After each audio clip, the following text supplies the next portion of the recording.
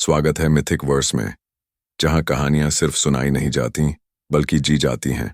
पौराणिक कथाओं से लेकर रहस्यमयी लोक कथाओं तक हम आपको सुनाते हैं वो आवाजें जो आपकी कल्पना को नई उड़ान देती हैं। डिस्क्लेमर: यहाँ प्रस्तुत सभी ऑडियो बुक्स और कहानियां केवल मनोरंजन और शिक्षा के लिए हैं। मूल रचनाओं के अधिकार उनके लेखकों और प्रकाशकों के पास सुरक्षित हैं। हमारा उद्देश्य है कहानियों का जादू आप तक पहुंचाना। से कमतर जीवों की रक्षा करने के लिए। लेकिन शुक्र है मेरी दासी, मंच लगभग तैयार है। डार्क एल्फ ने अपने नौकरों से कहा। तख्तों से कुछ टुकड़े गिर गए, यहां थोड़ा सा धक्का लगा और नाटक शुरू हो जाएगा। आपकी योजना क्या है महोदया? घृणा से फुसफुसाया। मेरी प्यारी डायन, मूर्ख लोग योजनाएं बनाते हैं, लेकिन क्या तुम मेरी तरह हो? हम प्रेरणा का इस्तेमाल करते हैं। लॉफी ने यग्द्रासिल के पत्तों और उनके पार फैले अंधेरे को देखा, और इन शाही बच्चों के लिए कुछ क्रूर बातें दिमाग में आती हैं।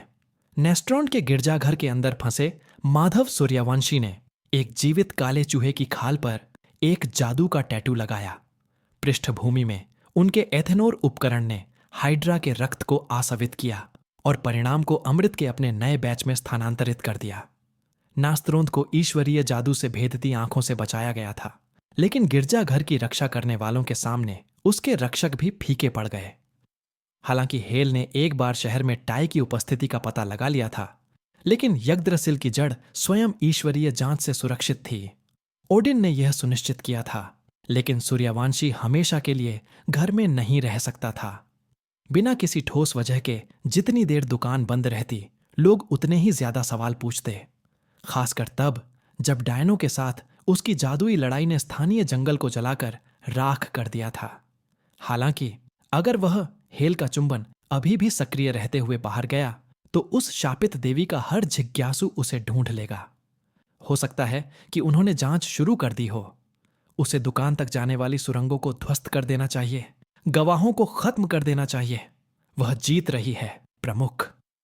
हेगन और महाराज अपनी दैनिक रिपोर्ट के लिए गिरजाघर में दाखिल हुए। तभी शब्दों ने टाई के काम में खलल डाल दिया। कैसे?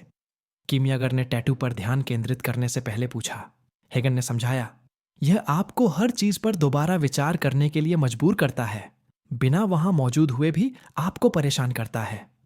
मुझे अभी भी समझ नहीं आ रहा कि उसने मुझे जाने क्यों दिया। सूर्यवंशी ने डिजाइन लगभग पूरा करते हुए जवाब दिया। हेल तो पागल हो गई है, लेकिन मुझे समझ नहीं आ रहा कि मुझे यूं ही छोड़ देने से उसे क्या फायदा होगा। महाराज ने कहा, वह पागल देवी है जो मृतकों की आत्माओं को पीड़ा देती है।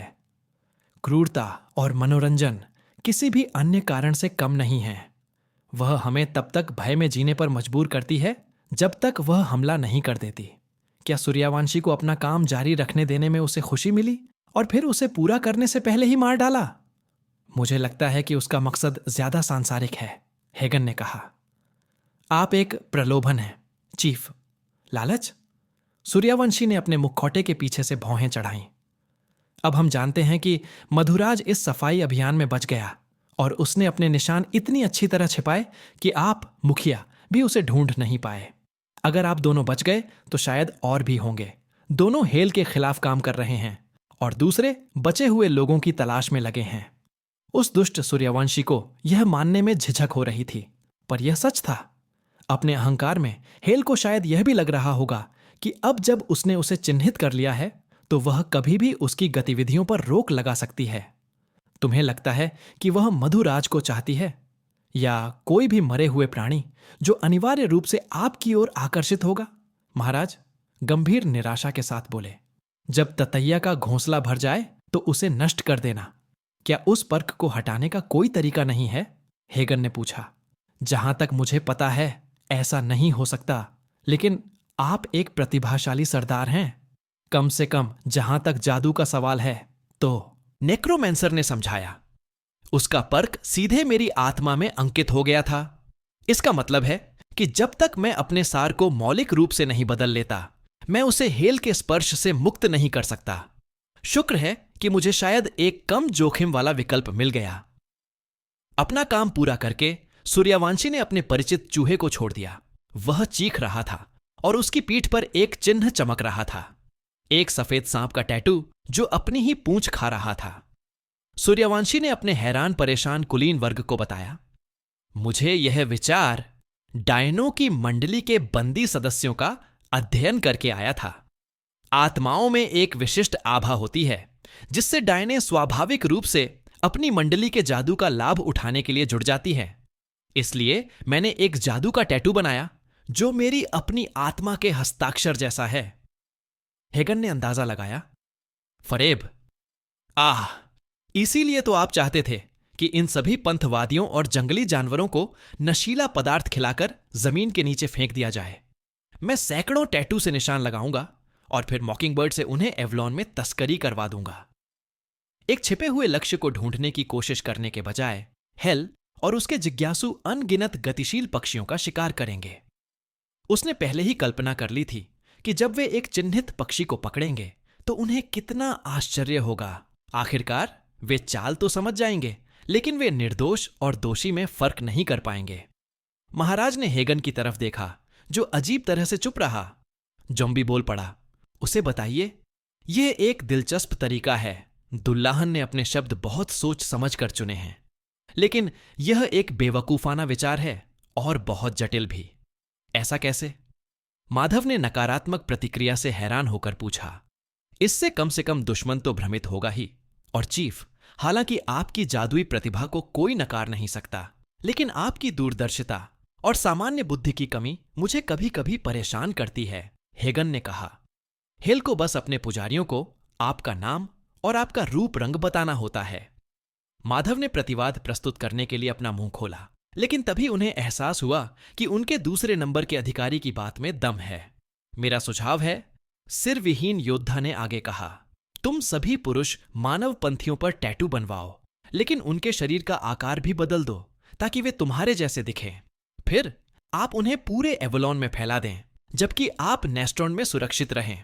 हम आपको भोजन उपलब्ध कराने के लिए बलि की निरंतर आपूर्ति सुनिश्चित करते हैं और आप अपना लक्ष्य पूरा करते हैं, जबकि जिज्ञासु लोग प्रलोभनों का पीछा करते हैं। सूर्यवंशी ने जवाब दिया, लेकिन इसका मतलब होगा अपनी दुकान और नागरिक पहचान को त्यागना। क्या यह इतना भयानक है महाराज? महाराज ने पूछा, उनकी चुप्पी समझ में न आते हुए। आपने तो बस साहसी लोगों को मौत के मुंह में धकेलने के लिए यह दिखावा किया है ना? नहीं, मैंने यह दिखावा इसलिए बनाए रखा क्योंकि अगर मुझे महान कार्य पूरा करने की जरूरत न होती तो यही मेरा अस्तित्व होता। सूर्यवंशी ने स्वीकार किया, एक शांत, सुकून भरा जीवन। मैं इसे त्यागने को तैयार नहीं हूं। इसके अलावा यह काम नहीं करेगा। राजकुमारी ने कालकोठरी में देखना सिर्फ इसलिए बंद कर दिया क्योंकि मैंने उसे यकीन दिला दिया था कि नेक्रोमैंसर और माधव सूर्यवंशी अलग अलग लोग हैं। अगर मैं सार्वजनिक रूप से हेल्स चर्च का दुश्मन बन गया तो वह दो जोड़कर कालकोठरी खोद डालेगी। हमें कोई और उपाय ढूंढना होगा। माधव, हेगन की गंभीरता भरी बातों से जादूगर स्तब्ध रह गया। तुम्हारा शांत, सुकून भरा जीवन उसी क्षण से अस्थिर हो गया जब हमने उस शूरवीर को मार डाला और उसे शाही परिवार का दुश्मन बना दिया। तुम्हें तो हमेशा ही ढूंढ लिया जाता, और सच कहूं तो मुझे हैरानी है कि इसमें इतना समय लग गया। ल्यूसे में हमारी सफलता ने तुम्हें सुरक्षा के झूठे भ्रम में डाल दिया था और इसकी कीमत तुम्हें चुकानी पड़ी। माधव सूर्यवंशी तनावपूर्ण भारी चुप्पी में डूब गए। अब यह पहली बार नहीं है जब ऐसा कुछ हुआ हो, हेगन ने कहा, लेकिन अब हम किसी और जगह जाकर कहीं और से शुरुआत नहीं कर सकते। नेस्ट्रॉन इतना कीमती है कि उसे छोड़ा नहीं जा सकता। आपकी मूल योजना हेल्स के गुर्गों का ध्यान भटकाने और आपको काल कोठरी की सीमाओं से बाहर काम करने की अनुमति देने के लिए उपयुक्त है। लेकिन अगर आपको लगता है कि आपकी मानवीय पहचान बचाई जा सकती है या आप किसी तरह अकादमी में घुसपैठ कर सकते हैं, तो मुझे माफ करना मेरे दोस्त, लेकिन आप गुमराह हैं। मैं एल्बरिज के लिए माधव, हेल का लियोनेस में एक चर्च है। डार्क नाइट इतनी जोर से गुर्राया कि गिरजाघर के बाहर काम कर रहे भूत प्रेत चौंक गए। जैसे ही तुम जमीन से ऊपर आओगे, शिकारी कुत्ते तुम्हारा गला घोंट देंगे। महाराज ने अपना गला साफ किया। महाराज, हालांकि मैं हेगन की बेबाकी से सहमत नहीं हूं, फिर भी मैं उनसे सहमत हूं। मैंने इस बारे में काफी गहराई से सोचा है, लेकिन मुझे यथास्थिति बनाए रखने का कोई रास्ता नहीं दिखता। इस समय सबसे सावधानी यही होगी कि हम अपनी गलतियों को सुधारें। अपने नुकसान को कम करें और इसे दिन का काम मान लें। हेगन ने आगे कहा, तुमने जादू टोने की लड़ाई में पंथवादियों से लड़ाई लड़ी, जिसने ग्रामीण इलाकों को तबाह कर दिया। यह बस समय की बात है जब कोई चतुर व्यक्ति यह पता लगा लेगा कि नेक्रोमैंसर उतना मरा नहीं है जितना उसे होना चाहिए था। तुम्हारी योजना ने हमें समय तो दिया, लेकिन अब गोपनीयता कोई विकल्प नहीं है। किसी भी मरे हुए को अपने स्वामी से कोई उत्तर नहीं मिला। माधव, मैं इस बारे में सोचूंगा, नेक्रोमैंसर ने हेगन को बीच में ही टोकते हुए कहा, हालांकि उसे एक भी शब्द बोलने से नफरत थी। मुझे अपनी रिपोर्ट दो। मॉकिंगबर्ड ने वादे के मुताबिक काम किया, हालांकि उसे हैरानी थी कि इस बार आप खुद क्यों नहीं आए। हेगन ने कहा, वह हमारे लिए पकड़े गए ट्रोल, जानवर और स्वयंसेवक लेकर आई थी। अच्छी खबर। मेरे गुरु एस्क्लेपियस का मानना था कि जीवन का सार छोटे छोटे जादुई स्क्रॉल से बना है, जिनकी जानकारी शरीर की संरचना के बारे में सब कुछ तय करती है। माधव ने टैटू वाले चूहे को अपनी गोद में लाते हुए समझाया। कितने सिर, त्वचा का रंग, जादू या शारीरिक युद्ध के लिए प्रवृत्ति, उनका मानना था कि यह जानकारी वातावरण या जादू के संपर्क के आधार पर बदल सकती है। यही कारण है कि कुछ राक्षस कुछ खास वातावरणों के अनुकूल ढल जाते हैं। उनकी अंतर्दृष्टि निश्चित रूप से सही थी। बिना किसी पछतावे के माधव ने चूहे का सिर अपने हाथ से कुचल दिया। खून उसके वस्त्रों से टपक रहा था। उसके मरे हुए शरीर ने इस हिंसक प्रदर्शन पर जरा भी ध्यान नहीं दिया। लेकिन जब उन्होंने देखा कि सिर फिर से उग आया है, तो वे दंग रह गए। काला चूहा अपने हत्यारे पर ऐसे चीखा मानो उसे बस चुटकी काट ली गई हो। जीवन के चक्रों का अध्ययन करके मैंने हाइड्रा की पुनर्योजी प्रक्रिया को कृत्रिम रूप से दोहराया। हालांकि कुछ हद तक अनुचित तरीके से माधव ने आग, अम्ल और चांदी की प्रमुख कमजोरियों को दूर न कर पाने की निराशा में कहा, अभी तक शुरुआती परिणाम उत्साहजनक हैं और मैं प्राकृतिक संस्करण में और भी सुधार कर सकता हूं। हेगन ने सोचा, कृपया हमें सपने दिखाइए, प्रमुख, अपनी कुछ सुस्ती वापस पाकर। माधव ने बताया कि उम्र बढ़ने का कारण अंगों पर समय का प्रभाव है, जिससे धीरे धीरे क्षरण होता है। चूंकि सामान्य पुनर्जनन क्षय के बाद अंगों की पुनरावृत्ति करता है, इसीलिए यह वृद्धावस्था से होने वाली मृत्यु को नहीं रोकता। हालांकि अमृत के कायाकल्प प्रभाव और हाइड्रा पुनर्जनन को मिलाकर मैं एक फीडबैक लूप बना सकता हूं। हेगन को सबसे पहले यह बात समझ में आई। इसीलिए आपके शिष्य लगातार अपने जीवन के चरम पर पहुंचते रहेंगे, क्योंकि अमृत के असर के बाद यही उनकी मूल अवस्था थी। शाश्वत युवा, महाराज फुसफुसाए। शायद मुझे और परीक्षण की जरूरत है। शुक्र है उन्होंने प्रोटोटाइप नहीं देखे थे।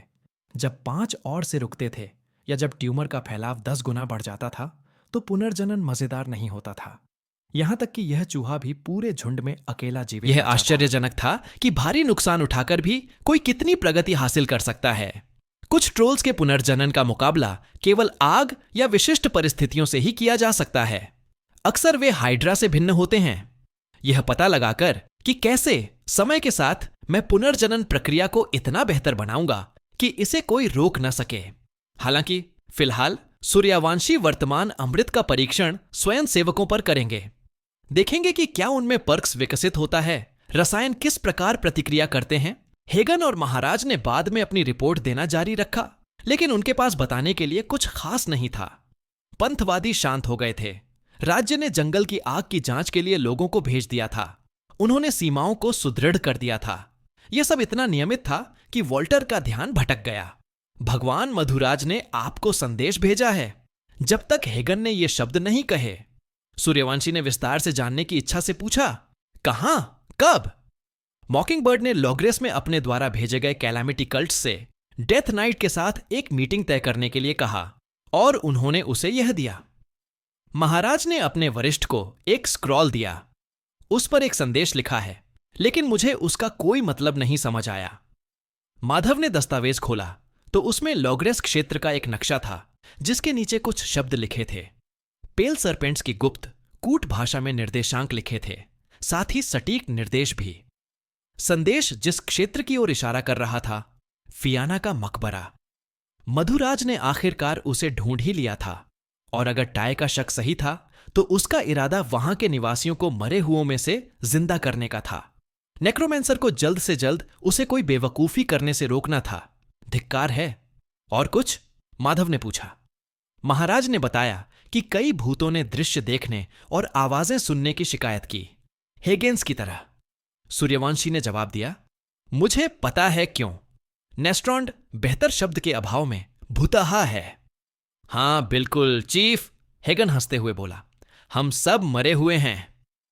उस भयानक मजाक पर जादूगर मुस्कुराए बिना नहीं रह सका। मेरा मतलब किसी भूत प्रेत से नहीं, बल्कि सचमुच प्रेतवाधित से है। जो भयावह घटनाएं घटीं, उनमें इतनी पीड़ा थी कि शहर बुरी ऊर्जा से भर गया। यह जिंदा नहीं है, लेकिन इसकी अपनी इच्छा शक्ति है। तो मैंने जो आवाजें सुनी और स्पूक्स का व्यवहार, सूर्यवंशी ने पुष्टि की कि नेस्ट्रॉन दुखों पर पलता है। यह अपने निवासियों को जितना अधिक सताता है, उतना ही शक्तिशाली होता जाता है। हो सकता है कि इस शहर की बुराइयों को फैलने से रोकने के लिए ही एसिर ने इसके चारों ओर दूसरी मुहर लगाई हो। हालांकि सूर्यवंशी को यह बात समझ नहीं आई कि शहर ने उसे क्यों नहीं सताया। बस अब वह जगह उसे घर जैसी लगने लगी थी। तो फिर हम क्या करें? नेस्ट्रॉन्ड को भगाए? हेगन ने पूछा। कैसे? उनके पास इसके लिए जरूरी पवित्र जादू नहीं था। सूर्यवंशी ने शहर की दुष्ट शक्तियों को दबाने की सोची थी, लेकिन अगर एक दिव्य मुहर भी उसे पूरी तरह से नियंत्रित करने के लिए पर्याप्त नहीं थी, तो फिर और क्या हो सकता था? उसका दिमाग अचानक तेजी से काम करने लगा। कई तत्व टुकड़े टुकड़े हो गए। आत्मा को पुनः बनाना, शहर में शक्ति हेल से दिव्य संबंध बनाना।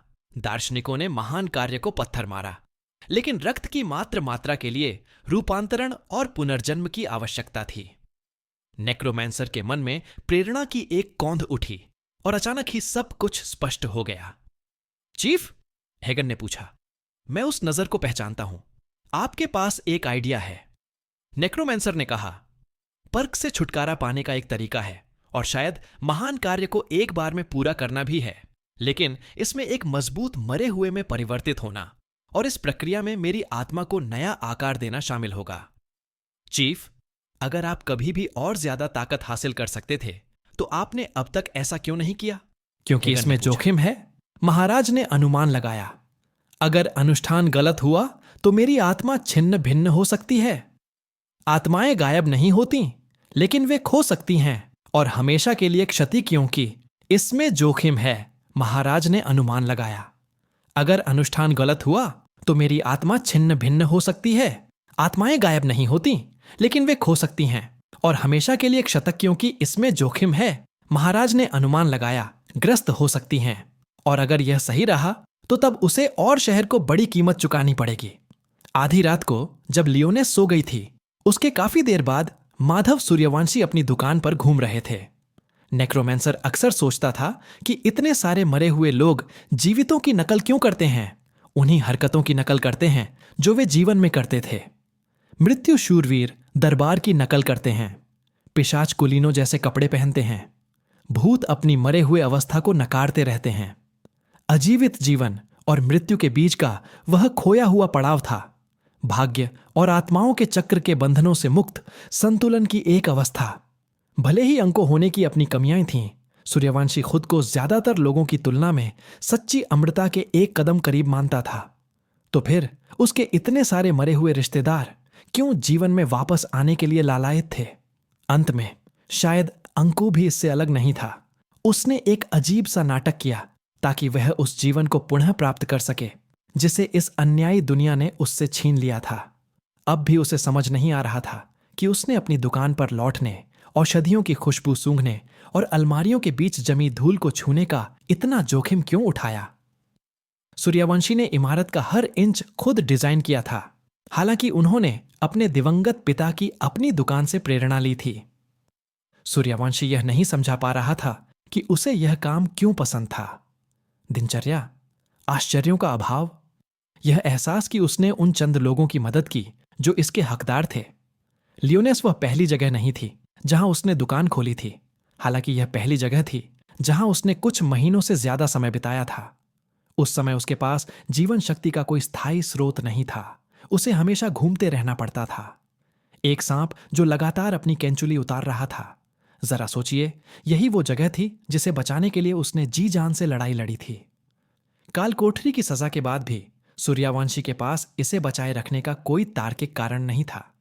फिर भी उसने ऐसा किया। उसने अपनी जड़ें एक पेड़ की तरह फैला ली थीं और अटूट बंधन बना लिए थे। लेडी यशस्वी, अनिका। सूर्यवंशी ने इसी जीवन के लिए हत्या की थी। लेकिन अगर यह अनुष्ठान सफल रहा तो उसके वर्षों के संघर्ष, उसके आदेश के सभी प्रयास अंततः सफल होंगे। महान कार्य पूर्ण होगा और मृत्यु से मुक्त एक संसार दिन के उजाले में होगा। क्या वह इस लक्ष्य के लिए अपने संपूर्ण जीवन का बलिदान देने को तैयार था? खिड़कियों से रोशनी आ रही थी जो उसे उसकी कल्पना से बाहर खींच रही थी। लालटेन। अंधेरे से मेल खाने के लिए अंधेरे का पर्दा डालते हुए जादूगर खिड़की के पास पहुंचा और अंदर झांका। उसने पार्थ और कुछ अन्य पहरेदारों को पहचान लिया जो मानो दो आकृतियों से उसकी रक्षा कर रहे थे। भयावह। वे इस बारे में जरा भी अनजान नहीं थे।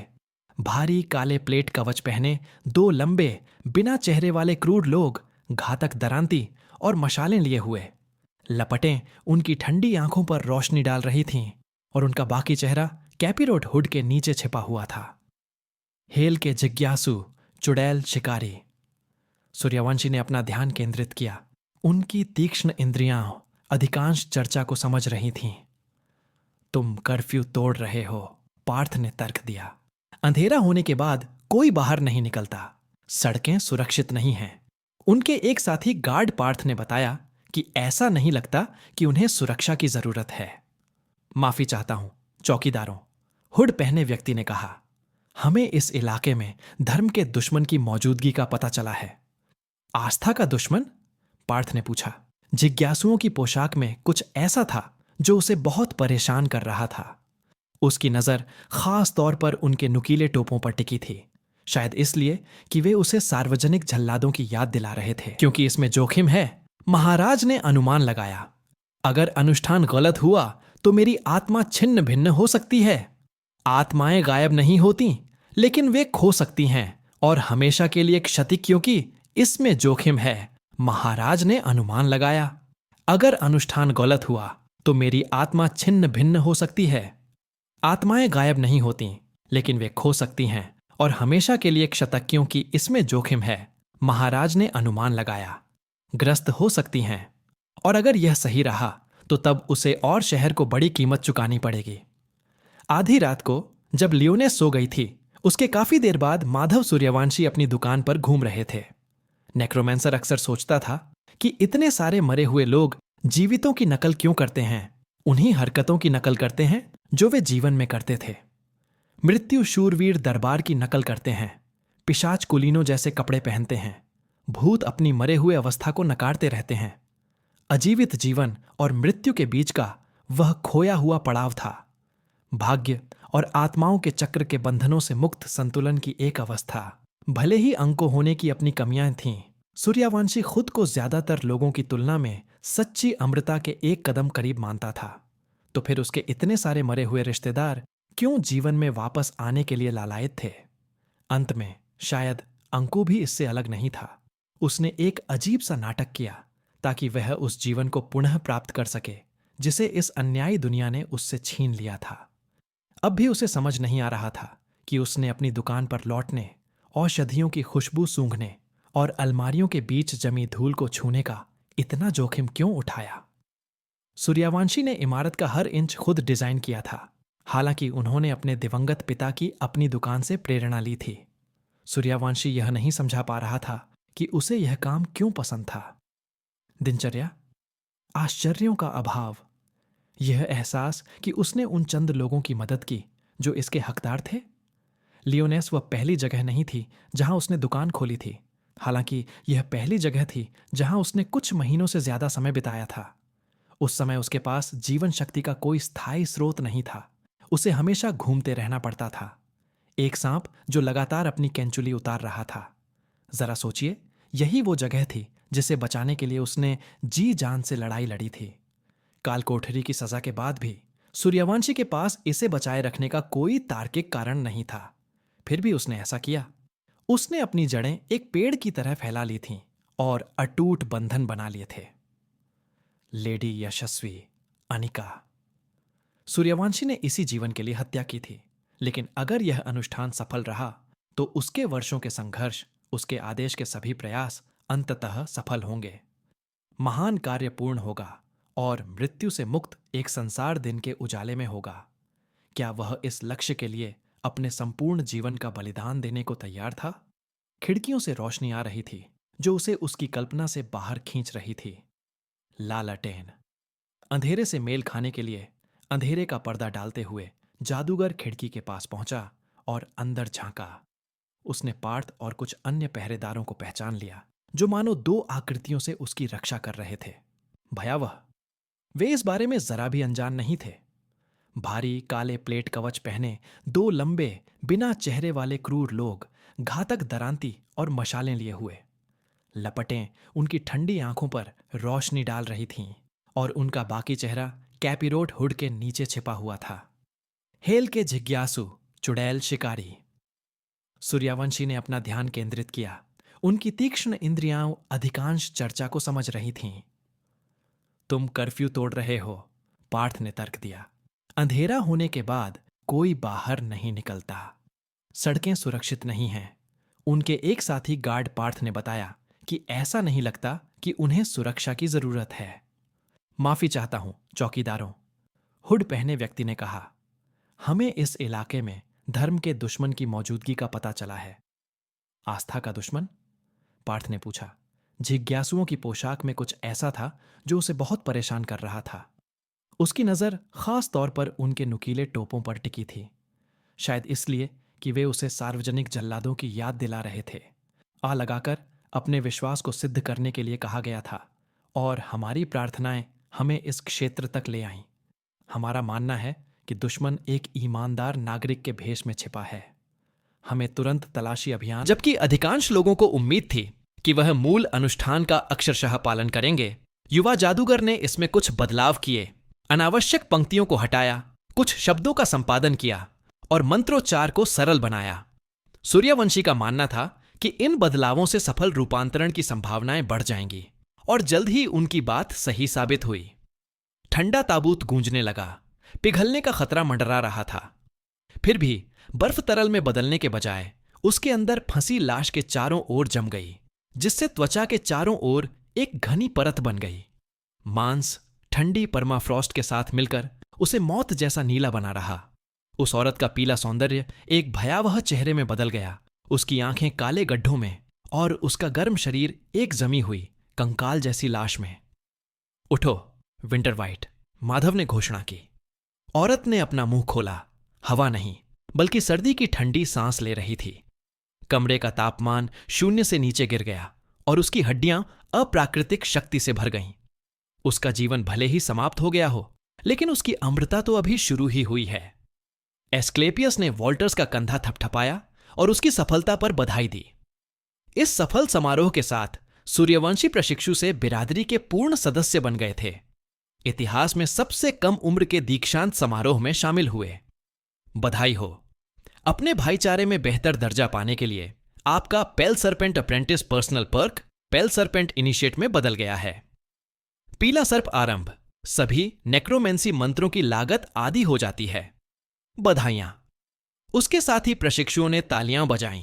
हालांकि सूर्यवंशी देख सकता था कि उनमें से कुछ ईर्ष्या से जल रहे थे। माधव ने हर किसी की तरफ सिर हिलाया, हालांकि वह उनमें से किसी के भी करीब कभी नहीं रहा था।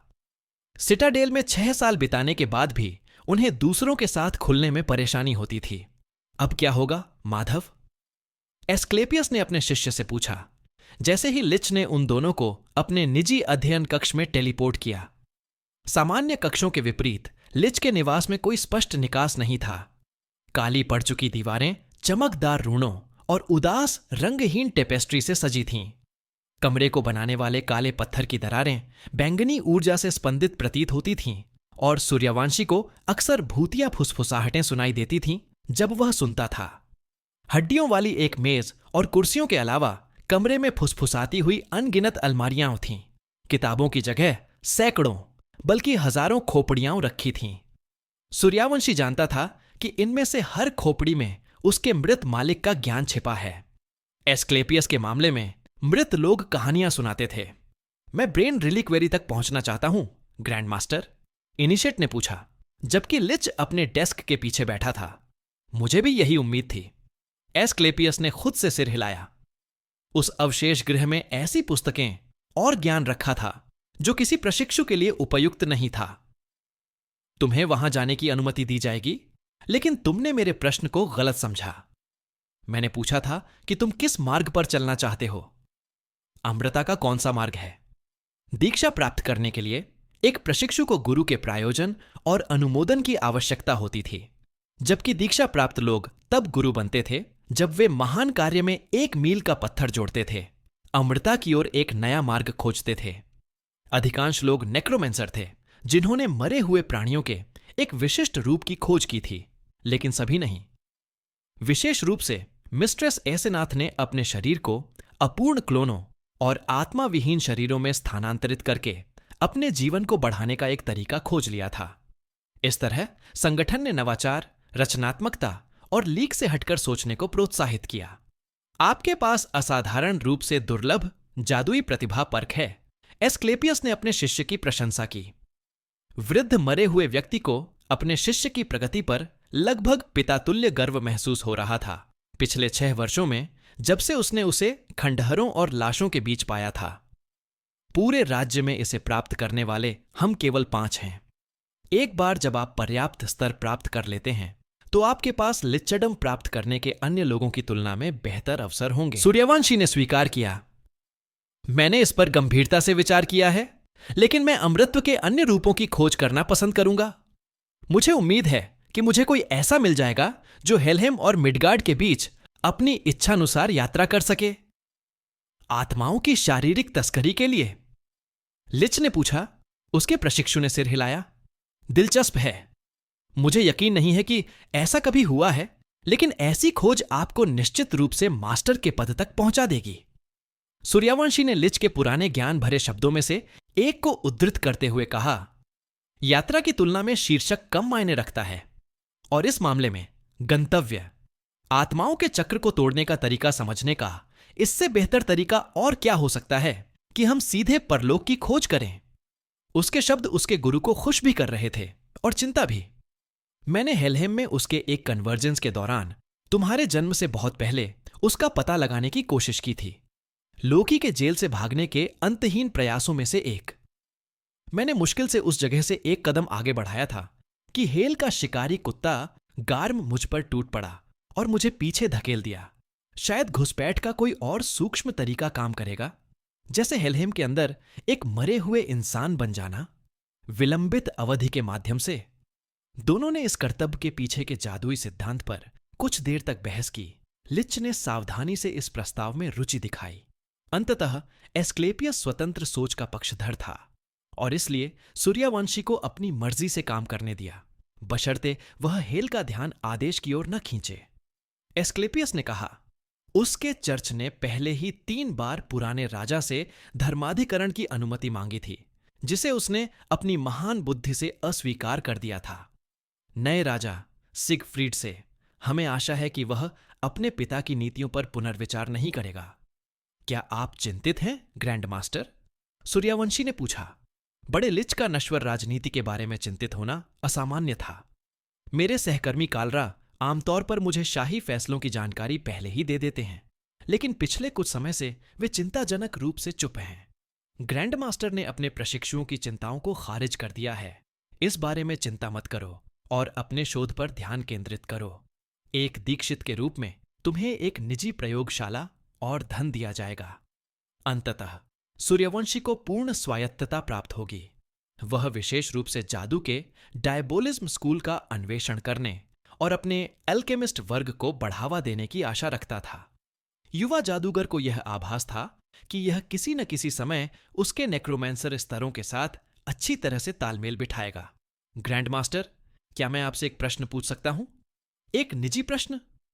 प्रश्न पूछना बुद्धिमत्ता का प्रमाण है। आप किस भगवान की पूजा करते हैं? ज्यादातर पीले नाग देवताओं के प्रति उदासीन थे और सबसे बुरी बात यह कि उनसे घृणा करते थे।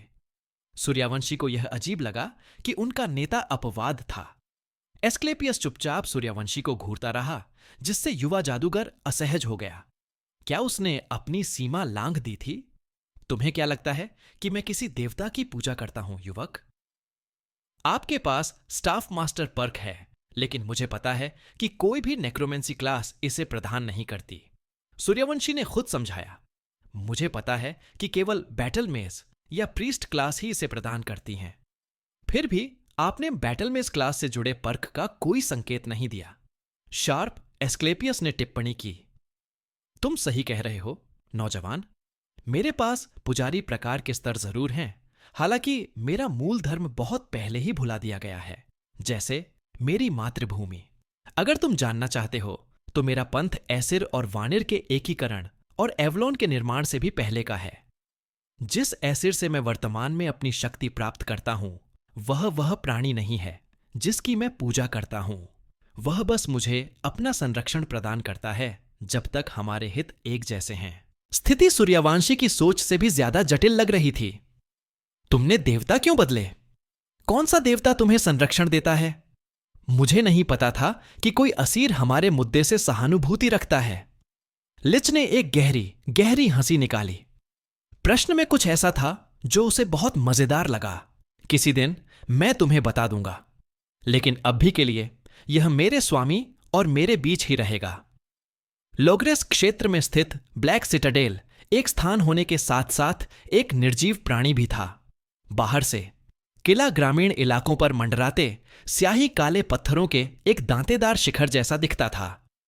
करीब से देखने पर संरचना में घुमावदार कांटे और नसें ढंसी हुई दिखाई देती थीं, जिनमें मांस चट्टानों के साथ मिला हुआ था। इमारत में कोई खिड़कियां नहीं थीं, सिवाय एक मेहराब के, जहां से याचक और कब्र खोदने वालों की गाड़ियां अंदर जाती थीं। एकमात्र अन्य रास्ता टेलीपोर्टेशन था। अपनी नई प्रयोगशाला का गहराई से जायजा लेने के बाद सूर्यवंशी काफी संतुष्ट था। हालांकि उसे बेहतर उपकरण पाने के लिए आदेश देने होंगे, लेकिन एस्क्लेपियस ने उसे अपने प्रयोग करने के लिए एक बड़ी जगह दी थी, और वह भी बाकियों से अलग। नेक्रोमैंसर काम करते समय शोर बर्दाश्त नहीं कर सकता था। जब फर्श पर रसायन विज्ञान का धुआं सुलग रहा था और छत पर लगे क्रिस्टल रोशनी दे रहे थे, सूर्यवंशी गढ़ में काम कर रहे सैकड़ों मरे हुए लोगों के बीच घूम रहा था। उनमें से ज्यादातर नासमझ ज़ॉम्बी और कंकाल थे, जो जिंदा होने के लिए अपनी लाशें बेच रहे थे। पेल सरपेंट्स को गुलामी की बर्बर संस्था को खत्म करने और गुलामों की जगह नासमझ मरे हुए लोगों को काम पर लगाने पर गर्व था। एक दिन भूत विद्या एवोलोन को आधुनिकता के युग में धकेल देगी, चाहे राज्य को यह पसंद हो या न हो। कार्यकर्ताओं के अलावा बाकी मरे हुए लोग संवेदनशील प्राणी थे, जो संगठन के कर्मचारियों का हिस्सा थे। उनमें से ज्यादातर नेक्रोमैंसर थे, जिन्हें उनके साथियों ने बुढ़ापे में मौत से बचने के लिए पाला था। पीले सर्पों में एक समय पर अमृत को अपनाना हालांकि अनिवार्य नहीं था, लेकिन दृढ़ता से प्रोत्साहित किया जाता था। आह, सूर्यवंशी! एक महिला पिशाच दीक्षा, प्लेग डॉक्टर स्ट्रिगा ने उसे कस्टोडियन रूम जाते समय पकड़ लिया। उसके काले ओवरकोट और चोंच जैसे मुखौटे पर ताजा खून लगा हुआ था। क्या मैं तुम्हें एक पल के लिए उधार ले सकता हूं? जरूर, जादूगर ने विनम्रता से उत्तर दिया। क्या तुम्हें किसी काम में मेरी मदद चाहिए? हां, कल ऑन ऑपरेशन होना है। पीड़ित को हेल्स ब्रीथ नामक एक बहुत ही शक्तिशाली जादुई बीमारी है। मैंने इसके बारे में सुना है। एक बहुत ही भयानक महामारी, जिसके कारण पीड़ित व्यक्ति काला पित्त थूकता था और अंततः उसके फेफड़ों में उसका ही खून भरकर उसका दम घोंट देता था, जब तक कि जादुई रूप से ठीक ना हो जाए या रोग प्रतिरोधक क्षमता ना हो जाए। यह हर संक्रमित व्यक्ति को समय रहते मार देती थी। कहा जाता है कि यह हेल का पसंदीदा हथियार था। जब भी उसे लगता था कि देवताओं को उससे और आत्माएं चाहिए, तो वह मिडगार्ड की आबादी को खत्म कर देती थी। स्ट्रिगा ने कहा, मेरे शोध के अनुसार यह एक बीमारी से कम, एक बुनियादी स्तर की बुद्धि वाली स्वयं प्रतिकृति हेलहेम आत्मा से ज्यादा है। यह न केवल फैलने की इच्छा रखती है, बल्कि निष्क्रिय भी रह सकती है, और यहां तक कि पीड़ित को कुछ समय के लिए ठीक भी दिखा सकती है, जिससे संक्रमण की दर अधिकतम हो जाती है। नीचे की दूसरी प्रयोगशालाओं से चीखें गूंज रही थीं जब वे वहां से गुजर रहे थे। उस समय मास्टर ऑस्टेंस मानव शरीर पर विशालकाय अंगों को प्रत्यारोपित करने की एक नई प्रक्रिया पर प्रयोग कर रहे थे और हालांकि उन्हें कई असफलताओं का सामना करना पड़ा, लेकिन शुरुआती नतीजे आशाजनक थे। हालांकि वह हमेशा अपने विषयों की जान बचाने का ध्यान रखते थे, फिर भी इस प्रसिद्ध कीमियागर को उनके दर्द या आराम की जरा भी परवाह नहीं थी। शुक्र है कि उनके लिए इस संस्था में स्वयंसेवकों की कोई कमी नहीं थी। अनंत दंड से बचने के लिए कुछ भी करने को तैयार हताश अपराधी, जानलेवा प्लेग से पीड़ित बीमार लोग जो पारंपरिक उपचार से अछूते थे, बेहतर शरीर के लिए उदार दान देने को तैयार वृद्ध धनी संरक्षक। कीमत हमेशा एक ही थी, महान कार्य को आगे बढ़ाने के लिए सेवा, चाहे जीवन में हो या मृत्यु में।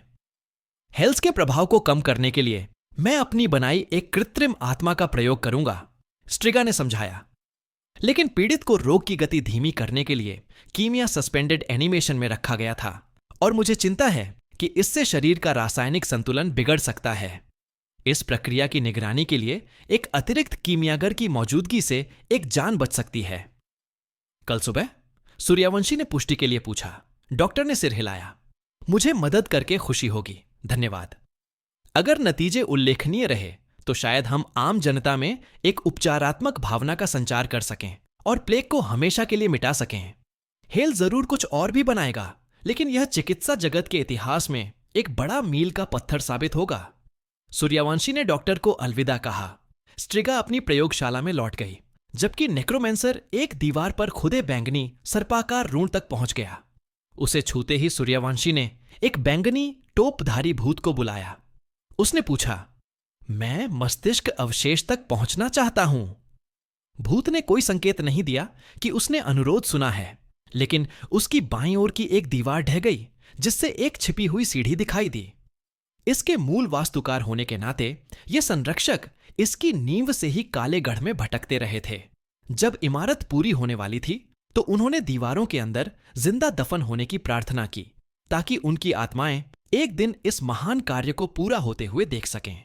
उनके अदृश्य हाथों ने गढ़ को साफ किया, किताबों को उनके स्थान पर वापस रखा, धूल और खून की बदबू को दूर किया।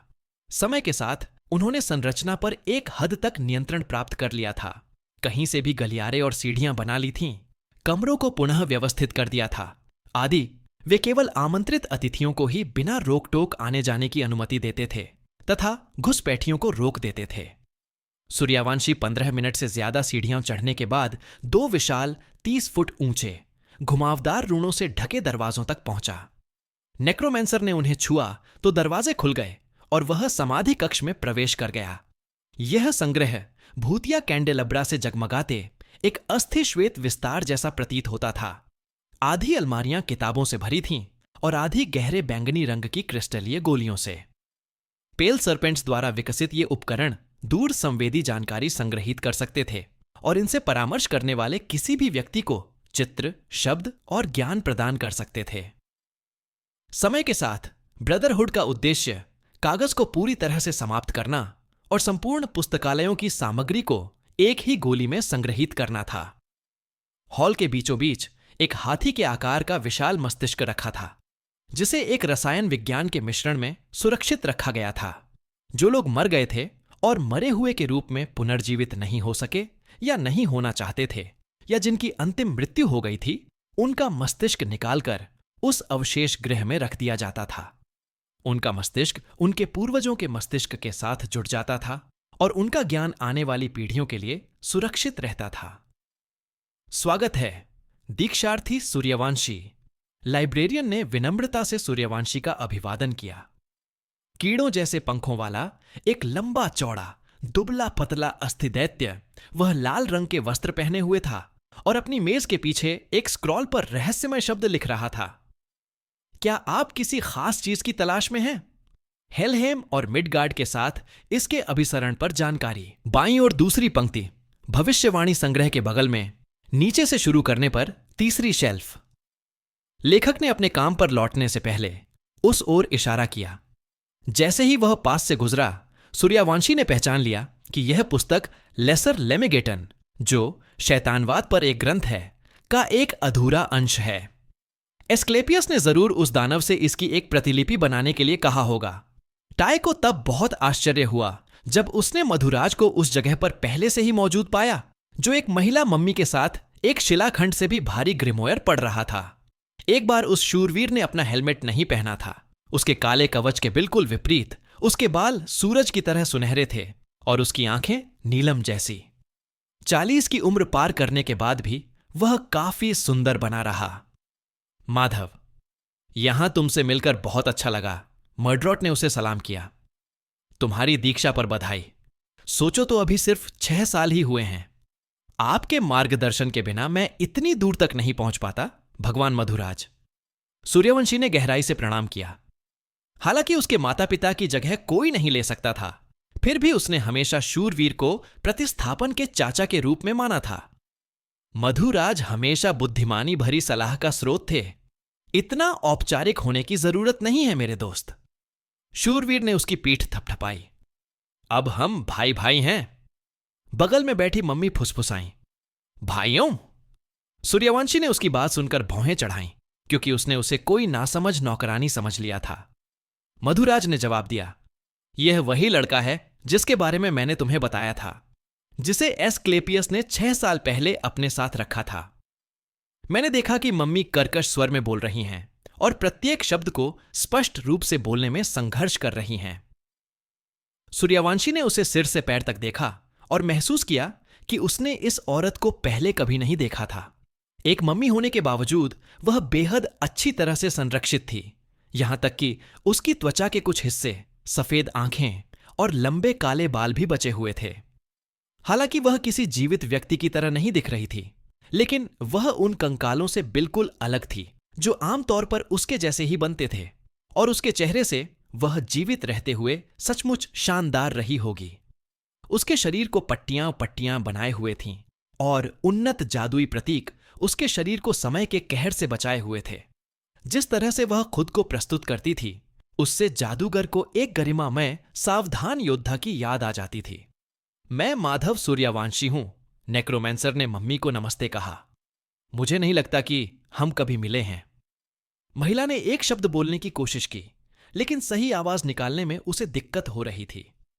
यह देखकर जादूगर हैरान रह गया, क्योंकि उसकी स्वर तंत्री सामान्य रूप से काम कर रही थी, शायद कोई मनोवैज्ञानिक रुकावट। मेरी पत्नी साइविलॉग, मधुराज ने मम्मी से मिलवाया, ताकि उन्हें बात करने का झंझट ना हो। वह हमारे अपार्टमेंट से बहुत कम बाहर निकलती हैं और सिर्फ मेरे साथ समय बिताने के लिए ही आती हैं। बाहर सुरक्षित नहीं। मम्मी ने कई सेकंड तक शब्दों को खींचते हुए बुदबुदाया। मधुराज ने सूर्यवंशी की जिज्ञासु निगाहों को देखकर बताया, उसकी मौत बहुत दर्दनाक थी। बड़ा होने के बाद भी यह बात उसके मन पर अभी भी असर करती है। उसे फिर से बोलने में 1 साल लग गया और अब भी दूसरों से बातचीत करना मुश्किल है। सूर्यवंशी इसे समझ सकता था। हालांकि जरूरत पड़ने पर वह दूसरों के साथ सहयोग करता था, लेकिन वह अपना सबसे अच्छा काम शांत एकांत में या अपने द्वारा बनाए गए मरे हुए लोगों की संगति में करता था। हालांकि उसके मामले में बोलने से मम्मी को वास्तविक शारीरिक पीड़ा होती थी। मुझे आपसे परिचित होकर खुशी हुई, भूत प्रेत विशेषज्ञ ने उस महिला की ओर गर्मजोशी से मुस्कुराते हुए कहा। आपके पति एक महान व्यक्ति हैं। घर पर न होने पर उसने एक ऐसी आवाज निकाली जो हंसी समझी गई। कभी साफ न करें, मधुराज ने शिकायत की। जब मैं खुद अपना कवच साफ करता हूं तब भी तुम शिकायत करते हो, हालांकि गंभीरता से नहीं। तुमने मेरे आखिरी अनुचर को भी इतना डांटा था कि बेचारा लड़का हमेशा तुम्हारी नजरों से बचने के लिए बुरा काम देखता रहता था। अच्छा करो या मत करो, सूर्यवंशी। यह दृश्य देखकर हंसा। मधुराज ने जवाब में अपना सिर हिलाया। क्या इसीलिए तुमने शाही शूरवीरों को छोड़ा था? जादूगर ने अपने गुरु से पूछा। मधुराज ने सिर हिलाकर टाई के विचारों की पुष्टि की। शूरवीर ने मम्मी का हाथ इस तरह पकड़ा कि उसे याद आ गया कि कैसे उसके पिता ने अपनी पत्नी पर उंगलियां फेरी थीं। जब मैंने एस्क्लेपियस से पूछा कि उसे मुझे लौटाने के लिए वह मुझसे क्या कीमत वसूलेगा, तो उसने कहा, कोई कीमत नहीं। मैंने इसे चमत्कार कहा। मेरे साथी शूरवीरों ने इसे घृणित कहा। तो मैं चला गया। प्यार के लिए, प्यार के लिए। सूर्यवंशी को यह एहसास समझ नहीं आया, न ही मधुराज की आवाज में वह कच्चा भाव जो वह बोल रहा था। सच है, जादूगर को कुछ लोगों से लगाव था, लेकिन इतना गहरा नहीं जितना कि यह था। आज रात कुछ योजना बनाई है? साइविलॉग ने सूर्यवंशी से पूछा। तुम उसे खाने पर बुलाना चाहते हो? मधुराज ने जादूगर की ओर मुड़ने से पहले अपनी पत्नी से पुष्टि मांगी। वह बहुत अच्छी रसोइयां है, डाइनिंग हॉल में बैठे उन ज़ॉम्बी जोड़ी से कहीं बेहतर। जादूगर मुस्कुराया, इस ध्यान से कुछ ज्यादा ही प्रभावित हुआ। मैं इस बारे में सोचूंगा। मधुराज ने हंसते हुए कहा, तुम्हारे पास कोई विकल्प नहीं है। मैं तुमसे बेहतर हूं और घर पर तो वह मुझसे भी बेहतर है। विषय बदलने से पहले सूर्यवंशी ने भावशून्य स्वर में कहा, कमांड की श्रृंखला स्पष्ट करने के लिए धन्यवाद। आप क्या पढ़ रहे हैं? यग्द्रासिल रिकॉर्ड्स। भविष्यवाणियों पर शोध करना मेरे शौकों में से एक है, मधुराज ने मन ही मन हंसते हुए बताया। पता है, जब एस्क्लेपियस ने तुम्हारा असली नाम पहचाना तो उसने मुझे उस पर शोध करने का काम सौंपा। मुझे लगता है कि मैं भाग्य के मामलों का जाना माना विशेषज्ञ बन गया हूं।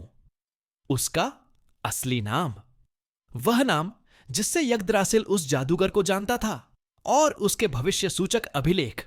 सूर्यवंशी ने सोचा, निधोग, द मेलिस स्ट्राइकर। उसके शब्द साइविलॉग को परेशान कर रहे थे। हां, मधुराज ने पुष्टि की, सूर्यवंशी से भी ज्यादा गंभीरता से लेते हुए, निद ईशनिंदा और अपमान के लिए एक प्राचीन रूनिक शब्द है। आपकी तुलना एक ऐसे सांप से की गई है जो यग्द्रासिल की जड़ें खाता है, दुष्टों की लाशों को खाता है और 9 लोकों के अंत होने पर उन्हें ले जाता है। तो सूर्यवंशी क्या ब्रह्मांड का कचरा इकट्ठा करने वाला था? मैं तुम्हें अपने तराजू दिखा सकता हूं, नेक्रोमेंसर ने भावशून्य स्वर में कहा, लेकिन अभी तक भविष्यवाणी को खारिज नहीं किया। क्या राग्नारोक्स रिकॉर्ड्स में मेरा जिक्र है? मधुराज ने सिर हिलाया। दरअसल राग्नारोक के बाद तुम्हारा जिक्र हुआ है। हालांकि तुम्हारी भूमिका भले ही बेकार हो, लेकिन अगर अर्थलैंडर्स आपदाओं को नष्ट करने में नाकाम रहे तो तुम्हारा बच निकलना निश्चित है। लेकिन अगर मैं राग्नारोक से बच गया तो क्या इसका मतलब यह है कि यह मेरे जीवन काल में होगा? आशा है कि मधुराज की पत्नी ने टिप्पणी नहीं की। कहना मुश्किल है, शूरवीर ने उत्तर दिया। हो सकता है कि आपको आर्किमिज कालरा की तरह बहुत लंबा जीवन जीने का सौभाग्य प्राप्त हो, शायद अमृता भी प्राप्त हो, कौन जाने। अभिसरण वास्तव में तेजी से बढ़ रहा है, लेकिन जादुई अवलोकन कहते हैं कि वे सदियों तक अपने चरम पर नहीं पहुंचेंगे। शायद सूर्यवंशी इतने लंबे समय तक जीवित रहेंगे कि वह महान कार्य को पूरा होते देख सकें। कोई बात नहीं, युवा जादूगर ने कंधे उचकाते हुए कहा, और हेलहेम पर किसी ग्रंथ की तलाश में अलमारियों की जांच करने लगा। मधुराज ने एक क्षण के लिए विराम लिया, अपनी उदासीनता पर थोड़ा आश्चर्यचकित। यग्द्रासिल अभिलेख हमारी इस दुनिया में सब कुछ तय करते हैं, सिवाय पृथ्वीवासियों और मरे हुए प्राणियों के कार्यों के। बुद्धिमानी इसी में है कि आप उनकी बातों पर ध्यान दें, भले ही आपको अपनी नियति स्वयं तय करनी हो। सूर्यवंशी ने कहा, या तो मैं अमृता पाने में कामयाब हो जाऊंगा या नहीं, बाकी कुछ भी मायने नहीं रखता। मैं तुम्हारे दृढ़ संकल्प की सराहना करता हूं, लेकिन माधव, असलियत तो बारीकियों में है। अगर तुम बड़ी तस्वीर पर ही ध्यान केंद्रित करोगे तो तुम उन छोटी छोटी तस्वीरों को नजरअंदाज कर दोगे जो इसे बनाती हैं। बुरा रूपक, उसकी पत्नी ने कहा, जिससे मधुराज को बहुत दुख हुआ।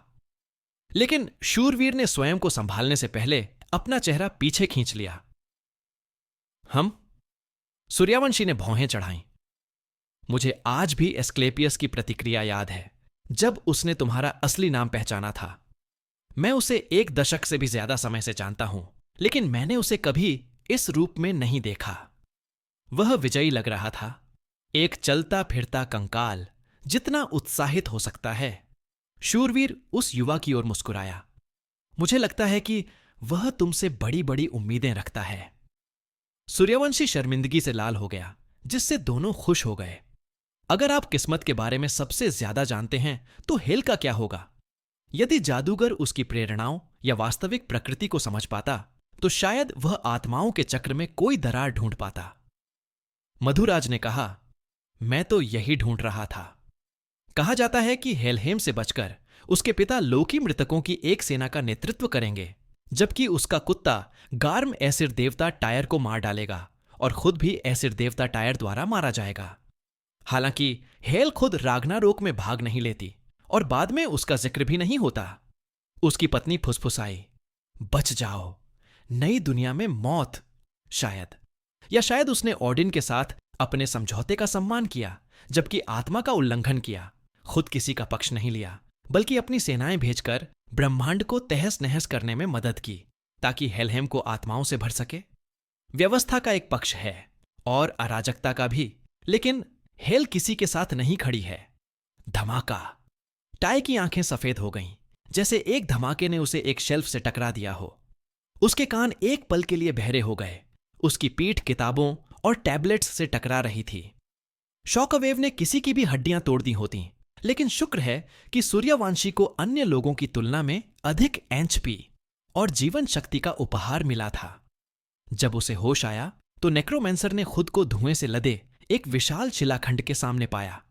प्रक्षेपास्त्र दीवारों से टकराकर मलबे में दब गया था, जिससे मस्तिष्क अवशेष दब गया था और सूर्य के प्रकाश के अंदर आने का रास्ता खुल गया था। दैत्य पुस्तकालयाध्यक्ष ने अपना काम बीच में रोककर उस दृश्य का निरीक्षण किया, जबकि घबराया हुआ मधुराज अपनी प्रेमिका को मलबे में बेतहाशा खोज रहा था। सी साइविलॉग, सूर्यवंशी ने सुना। उसकी सुनने की शक्ति वापस आ गई। मधुराज ने किताबों के बीच अपनी पत्नी का हाथ पाया। शूरवीर ने उसे पकड़ लिया और उसकी बांह ऊपर उठा दी। केवल भुजा। शूरवीर मूर्ति की तरह वहीं जड़वत खड़ा रहा, अपने कटे हुए अंग को खाली निगाहों से देखता रहा। उसकी नजरें नीचे की ओर थीं, पत्थर के नीचे कुचली हुई आकृति को देखने के लिए। वह न चीखा, न रोया, न 1 इंच भी हिला। वह मृत लग रहा था। यद्यपि सूर्यवंशी अपने गुरु के प्रति सहानुभूति प्रकट करना चाहते थे, लेकिन उन्होंने नष्ट हो चुकी दीवार के पार देखते हुए हमले के स्रोत पर ध्यान केंद्रित किया। गढ़ के उस पार का जंगल हिल गया और ढह गया। एक विशाल मायावी पर्दा उठ गया। उसकी जगह सूर्यवंशी ने हजारों की एक विशाल सेना देखी, जिसके पास गुलेल, घेराबंदी के बुर्ज, शक्तिशाली जादुई घेरे थे। झंडे, एवलोन्स ओडिन, हेल, ऐसे रूनिक पत्थर क्यों? सूर्यवंशी को घबराहट में एहसास हुआ कि उन्होंने रक्षात्मक वार्ड तोड़ दिए हैं। वे अंदर टेलीपोर्ट कर सकते हैं। उन्होंने किया। शक्तिशाली जादू से बुलाए जाने पर योद्धाओं की एक पूरी टुकड़ी पत्थरों के गड्ढे के पास प्रकट हुई। एवलोनियन कवच पहने 7 शूरवीर, तलवारें और भाले लिए हुए, हेल के 2 जिज्ञासुओं के साथ। काले नकाबपोश ये आकृतियां आग की लपटें लिए घृणा से पुस्तकालय को देख रही थीं। पीले सर्पों, शूरवीरों के नेता ने अपना गला साफ किया जैसे ही उसके सैनिकों ने अपने हथियार उठाए। स्वयं सर्वशक्तिमान ओडिन और महामहिम हेल के दिव्य आदेश से आप पर ईशनिंदा, विधर्म, मृतकों का अपमान, मानव प्रयोग, दैवीय षड्यंत्र, निषिद्ध जादू और विपत्ति पूजा का आरोप लगाया जाता है। महामहिम राजा सिगफ्राइड के शाही आदेश से आपका संघ भंग किया जाता है और इसके सभी सदस्यों को उनकी अंतिम मृत्यु दी जाएगी। जादू शुद्धिकरण, जिज्ञासुओं ने घोषणा की। उनके चारों ओर एक जादू विरोधी क्षेत्र है। मधुराज को लाल बत्ती दिखाई दी, जिससे उसका एक विशेषाधिकार सक्रिय हो गया। उसके चेहरे पर उसका हेलमेट दिखाई दिया और उसकी हथेली में एक शक्तिशाली 2 हाथ वाला क्लेमोर। अग्रणी योद्धा को अपनी ढाल उठाने का भी समय नहीं मिला था कि पेल सरपेंट का ब्लेड उस पर गिरा, जिससे उसका कवच चूर्ण चूर्ण हो गया। जबकि अन्य शूरवीरों ने क्रोधित मधुराज को नियंत्रित करने के लिए संघर्ष किया। जिज्ञासुओं ने अपने ज्वलंत डंडों से पुस्तकालय में आग लगा दी, जिससे टाइजू और लाइब्रेरियन बहुत क्रोधित हुए। वॉल्टर्स वेनम, नेक्रोमेंसर ने जिज्ञासुओं में से एक पर जादू कर दिया। उनकी सुरक्षा को तोड़ने की कोशिश कर रहा था। करिश्मा जांच विफल रही। आप हेल इंक्विजिटर्स पर विजय प्राप्त नहीं कर सके। मंत्र शुद्धिकरण। अरे मूर्ख मनुष्यों! राक्षस पुस्तकालयाध्यक्ष ने अपने पंजे फैलाकर अमर क्रोध से दहाड़ लगाई। इस जगह का ज्ञान अमूल्य है। इनमें से आधी किताबें तो अनोखी हैं। फिर उनके झूठ तुम्हारी पुरानी हड्डियों के साथ ही मर जाएंगे, शैतान। राक्षस ने दहाड़ लगाई और एक जिज्ञासु को अपने पंजों से जमीन पर पटक दिया और अपने नुकीले दांतों से उसका गला फाड़ दिया। मधुराज ने सूर्यवंशी को आदेश दिया, जाओ और ग्रैंड मास्टर को चेतावनी दो। नेक्रोमेंसर को शूरवीर के भाले से बचाते हुए, प्रशिक्षुओं को इकट्ठा करो और निचले स्तरों में भाग जाओ। लेकिन यह आदेश है। मधुराज किसी भी अवज्ञा को बर्दाश्त नहीं करता, एक जिज्ञासु को मक्खन की तरह 2 टुकड़ों में काट देता है। क्रोध से प्रेरित होकर काले शूरवीर ने अकेले ही पूरी सेना को धूल चटा दी, लेकिन और भी योद्धा टेलीपोर्ट होकर आ गए। सूर्यवंशी केवल यही आशा कर सकते थे कि भगवान मधुराज अतिरिक्त सेना आने तक मोर्चा संभाले रखेंगे। अदृश्यता नेक्रोमैंसर ने खुद पर डाला। उसका शरीर पारदर्शी हो गया जैसे ही वह पुस्तकालय से बाहर निकलकर गहरे तल में पहुंचा। उसने अपने कंधे के ऊपर से झांका तो देखा कि मधुराज चारों ओर से घिरा हुआ एक योद्धा देवदूत से तलवारें टकरा रहा था। काला गढ़ कांप उठा, दूर से गुलेलों की बौछारें पड़ने लगीं। छत से पत्थर गिर रहे थे। भूतिया रक्षक घुसपैठियों को रोकने के लिए दीवारों से गुजर रहे थे और चीखें और दहाड़ें पूरे किले में गूंज रही थीं। जब सूर्यवंशी सीढ़ियों और प्रयोगशालाओं के अंत में पहुंचे तो शाही सेना पहले ही वहां पहुंच चुकी थी। बख्तरबंद योद्धा और जिज्ञासु पेल सर्प मास्टर्स और इनिशिएट्स के साथ एक भयंकर युद्ध में लगे हुए थे। मंत्र और तीर प्रकाश और स्टील के चकाचौंध प्रदर्शन में हवा में उड़ रहे थे। जमीन लाशों से पटी हुई थी, कुछ शूरवीरों की थीं, कुछ मरे हुए कर्मचारियों की। सूर्यवंशी ने कई चेहरों को पहचाना जिनके साथ उसने कभी कभी खाना खाया था। उनके सिर तलवारों से कटे हुए थे और लाशें भालों से दीवारों में ढसी हुई थीं। खून भूत प्रेतों की एड़ियों तक पहुंच गया था, जिससे उसकी स्थिति हर उस व्यक्ति को पता चल गई जो उसे देख सकता था। और भारी कवच पहने एक शूरवीर ने ऐसा किया। हेमडाल्स विजिल तिजोरी में रोशनी की एक चमक फैल गई, जिससे वॉल्टर की अदृश्यता और अधिकांश प्रशिक्षुओं की भ्रामक सुरक्षाएं खत्म हो गईं। सूर्यवंशी ने तुरंत जवाब में शूरवीर पर अंधेरे के एक गोले से प्रहार किया, जिससे वह लड़खड़ा गया, लेकिन गिरा नहीं। नेक्रोमैंसर ने इस ध्यान भटकाने वाले जादू का फायदा उठाकर अपने साथियों यानी अपने प्रशिक्षुओं के साथ मिलकर, जो ताकतवर मास्टर्स के पीछे छिपकर उन्हें जादू से मजबूत कर रहे थे, जुड़ गया। शाही सेना की सुरक्षा को भेदने में सक्षम कुछ ही मंत्रों के साथ सूर्यवंशी ने मास्टर ऑस्टेंस का साथ दिया, जो एक विशाल वेयरवुल्फ में बदल गया था। एक दिव्य रक्षक की तरह ग्रैंडमास्टर एस्क्लेपियस अचानक कमरे के बीच में टेलीपोर्ट हो गए और जादू करने से पहले एक झलक के अलावा दृश्य को कुछ भी नहीं छोड़ा। समय रुक गया। पलक झपकते ही वहां मौजूद हर शूरवीर जमीन पर मृत पड़ा था। उनके क्षत विक्षत अंग एक कलात्मक घेरे में बंधे हुए थे। एस्क्लेपियस ने एक शब्द कहा, लाशें एक क्षत विक्षत मांसल रूप में एकत्रित हो गईं। वह प्राणी तुरंत सीढ़ियों की ओर बढ़ा ताकि घुसपैठियों से गढ़ की रक्षा कर सके। इस प्रदर्शन ने टाई के दिल में उम्मीद जगा दी और नेक्रोमैंसर्स ने विजय का नारा लगाया। ग्रैंडमास्टर उनके साथ था, इसलिए वे इस हमले को आसानी से नाकाम कर सकते थे। वह एक पूरी सेना के बराबर था। हालांकि लिच ने इन विचारों से सहमति नहीं जताई और इस नरसंहार को एक भाग्यवादी नजर से देखा। कई गुरु और दीक्षार्थी गिर चुके थे और हालांकि उन्हें पुनर्जीवित किया जा सकता था, लेकिन ऐसा करने के लिए बहुत कम समय था। ब्लैक सिटाडेल बर्बाद हो गया है, एस्क्लेपियस ने अपने अनुयायियों से कहा, जिससे टाई की उम्मीदें चकनाचूर हो गईं। हम इसे पकड़ सकते हैं। ग्रैंडमास्टर सूर्यवंशी ने विरोध किया। हमारे पास जादू है, संसाधन है, यह हमारा घर है। मास्टर ऑस्टेंस ने एक राक्षसी वेयरवुल्फ का रूप धारण करते हुए कहा। गढ़ ही एकमात्र जगह थी जहां वे रहते थे। हमारे पास और कहीं जाने की जगह नहीं है। एस्क्लेपियस ने जवाब दिया, हमारे पास अपार शक्ति है, लेकिन एवोलोन की पूरी ताकत हमारे खिलाफ खड़ी है। हमारा समय आएगा, लेकिन आज नहीं। लेकिन सूर्यवंशी ने हमारे शोध और हमारे द्वारा एकत्रित ज्ञान का विरोध किया। लिच ने नेक्रोमैंसर को नीचे देखा और उसे और विरोध करने से पहले ही चुप करा दिया। महान कार्य हमारे अभिमान से या हम में से किसी से भी बड़ा है।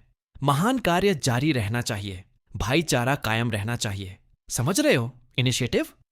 सूर्यवंशी ने डरकर अपना मुंह बंद कर लिया, लेकिन सिर हिला दिया। एस्क्लेपियस ने एक पुस्तक तैयार की और उसे सूर्यवंशी को दे दिया। जितने भी प्रशिक्षु मिल सकें, उन्हें इस जगह ले जाओ। मैंने ऐसी आपात स्थिति के लिए एक गुप्त जगह बना रखी है। तुम्हें निर्देश और जादुई वस्तुएं मिलेंगी और तुम ताने मारने की कोशिशों से सुरक्षित रहोगे। अगर हम आधी रात तक तुम्हारे साथ नहीं आते तो तुम तितर बितर हो जाओ और कभी वापस मत आना। अंतरिक्ष खुद दो हिस्सों में बंट गया। हॉल के बीचों बीच एक द्वार प्रकट हो गया। जादूगरों ने एक रक्षात्मक रेखा बना ली और शूरवीरों की एक टुकड़ी द्वार पार कर गई, जिसका नेतृत्व एक बुद्धिमान जादूगर कर रहा था जो रूंड से ढंकी हुई छड़ी लिए हुए था। सूर्यवंशी ने तुरंत उस जादूगर को पहचान लिया जिसका चेहरा पूरे एवलॉन में जाना जाता था। अपनी भयावह प्रतिष्ठा के विपरीत वह जादूगर को यात्रियों के फटे पुराने कपड़े पहने एक बूढ़े भिखारी जैसा लग रहा था। उसकी लंबी सफेद दाढ़ी उसकी झुर्रियों को मुश्किल से ढक पा रही थी और उसकी पंखदार टोपी के नीचे उसकी एक काली आंख दूसरी से कमजोर लग रही थी। उसकी कमजोर शक्ल के विपरीत उसके शरीर पर जादुई उपायों की संख्या एस्क्लेपियस के अपने उपायों से भी ज्यादा थी। कालरा, लिच ने निराशा के भाव से फुसफुसाया, बाकी गुरु तो पल भर में जादू चलाने को तैयार हैं। गद्दार, आखिर मैंने तुम्हें क्या सिखाया है, फिर भी तुम मुझ पर जादू चलाने की हिम्मत कैसे करोगे? गद्दार, दाढ़ी वाले जादूगर ने अपनी लाठी जमीन पर पटक दी। एस्क्लेपियस, तुम्हें मुझसे ऐसा कहने की हिम्मत कैसे हुई? तुमने असगार्ड को नहीं बल्कि अस्तित्व को ही धोखा दे दिया। सब एक मकसद से, एस्क्लेपियस ने जवाब दिया। उसकी उंगलियों के चारों ओर अंधेरा कुंडलित सांपों की तरह घूम रहा था। इस रूप में तुम मुझे हरा नहीं सकते धोखेबाज। मैं इतने मंत्र भूल चुका हूं कि तुम कभी नहीं सीख पाओगे। जादूगर ने स्वीकार किया। शायद शाही शूरवीरों ने तुरंत अपने चमकदार कवच से उसकी रक्षा कर ली होगी, लेकिन मैं अकेला नहीं हूं। तुम इसे जीत नहीं सकते। तो फिर तुम्हारा बेशकीमती राज्य शापित हो। एस्क्लेपियस गुर्राया। उसकी भयानक शांति की जगह कटु घृणा ने ले ली। अपने कठपुतली राजा सिगफ्राइड को शाप दो। वह हेल की मृत्यु से नाश हो, बस इतना कि वह अपने वंश और राज्य को मरते हुए देख सके। समय रुक गया, जादूगर ने उत्तर दिया, जैसे ही एस्क्लेपियस ने शाही सेना पर अंधकार की बौछारें छोड़ी। मेरे पीछे आओ। सूर्यवंशी ने गहरे तलों में भागते हुए प्रशिक्षुओं को चिल्लाकर कहा, क्योंकि शक्तिशाली मंत्रों के प्रभाव से आधी छत ढह गई थी। धनुषधारी शूरवीरों ने उन्हें बाणों से मारना शुरू कर दिया, जिससे एक प्रशिक्षु की मौत हो गई। एक प्रक्षेपास्त्र टाई के सिर को उसके कंधों से लगभग फाड़ने ही वाला था, लेकिन वह रुका नहीं। जादूगर जितनी तेजी से भाग सकता था, भागा। उसके साथियों की चीखें उसकी पीठ पर आकर रुक गईं। वे आज भी उसे परेशान करते हैं। नेस्ट्रोंड में सूर्यवंशी ने गिरजाघर की जमीन पर जादुई घेरे बनाने का काम पूरा करते ही उस स्मृति को मिटा दिया। उस विशाल सर्प की लाश को बीच में रख दिया गया था ताकि अनुष्ठान का केंद्र बिंदु बन सके। इस बीच टाइज एथनोर ने झरने का पानी पंप करना शुरू कर दिया था और उसके ठीक बगल में एक खाली बर्तन आखिरी सामग्री का इंतजार कर रहा था। ऊपर की दुनिया में अपने विनाशकारी हमले के बाद सूर्यवंशी ने तुरंत अनुष्ठान को आगे बढ़ाने का फैसला किया था। हेल के हाथों अपना घर खोने के बाद देवी द्वारा उस पर किसी भी प्रकार का नियंत्रण रखने का विचार ही असहनीय हो गया था।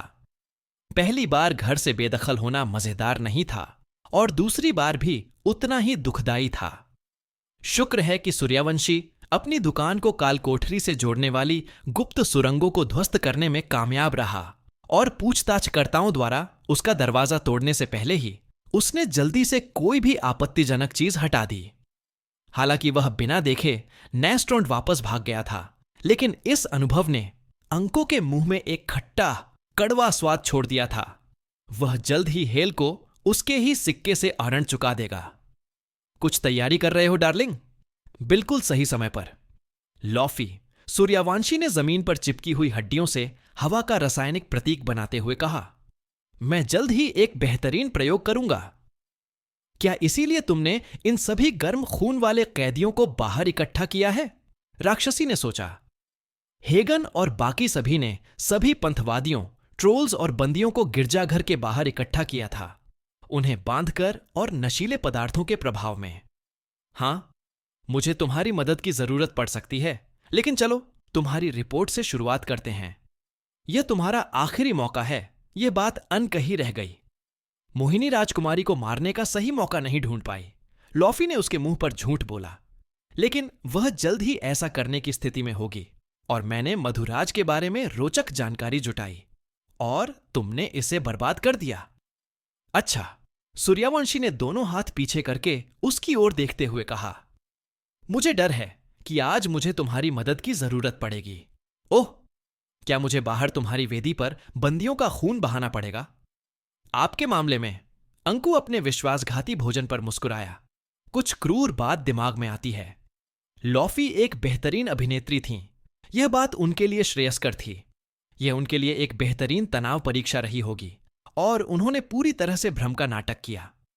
अगर उनके पास उनके विश्वासघात का कोई ठोस सबूत न होता तो शायद वह सूर्यवंशी को सिर्फ अपने आकर्षण से ही खुद पर शक करने पर मजबूर कर देती। कुछ बेरहमी है माधव? उसने बिना किसी तनाव के खुशी से पूछा। तुम मेरी पसंद जानते हो? बताओ, मेरी पीठ पीछे तुमने अपनी योजना बनाई थी या अपने पिता की तरफ से? सूर्यवंशी ने जादू करने के लिए हाथ तैयार करते हुए उससे पूछा। यह बात अभी स्पष्ट नहीं है। हमारा एक कॉन्ट्रैक्ट है। अगर वह अपना संयम बनाए भी रखती तो भी वह उसके बढ़ते डर को भांप लेता। मैं तुम्हें कभी धोखा नहीं दे सकता। अपनी मर्जी से करो डार्लिंग। बढ़ी हुई रक्त कठपुतली।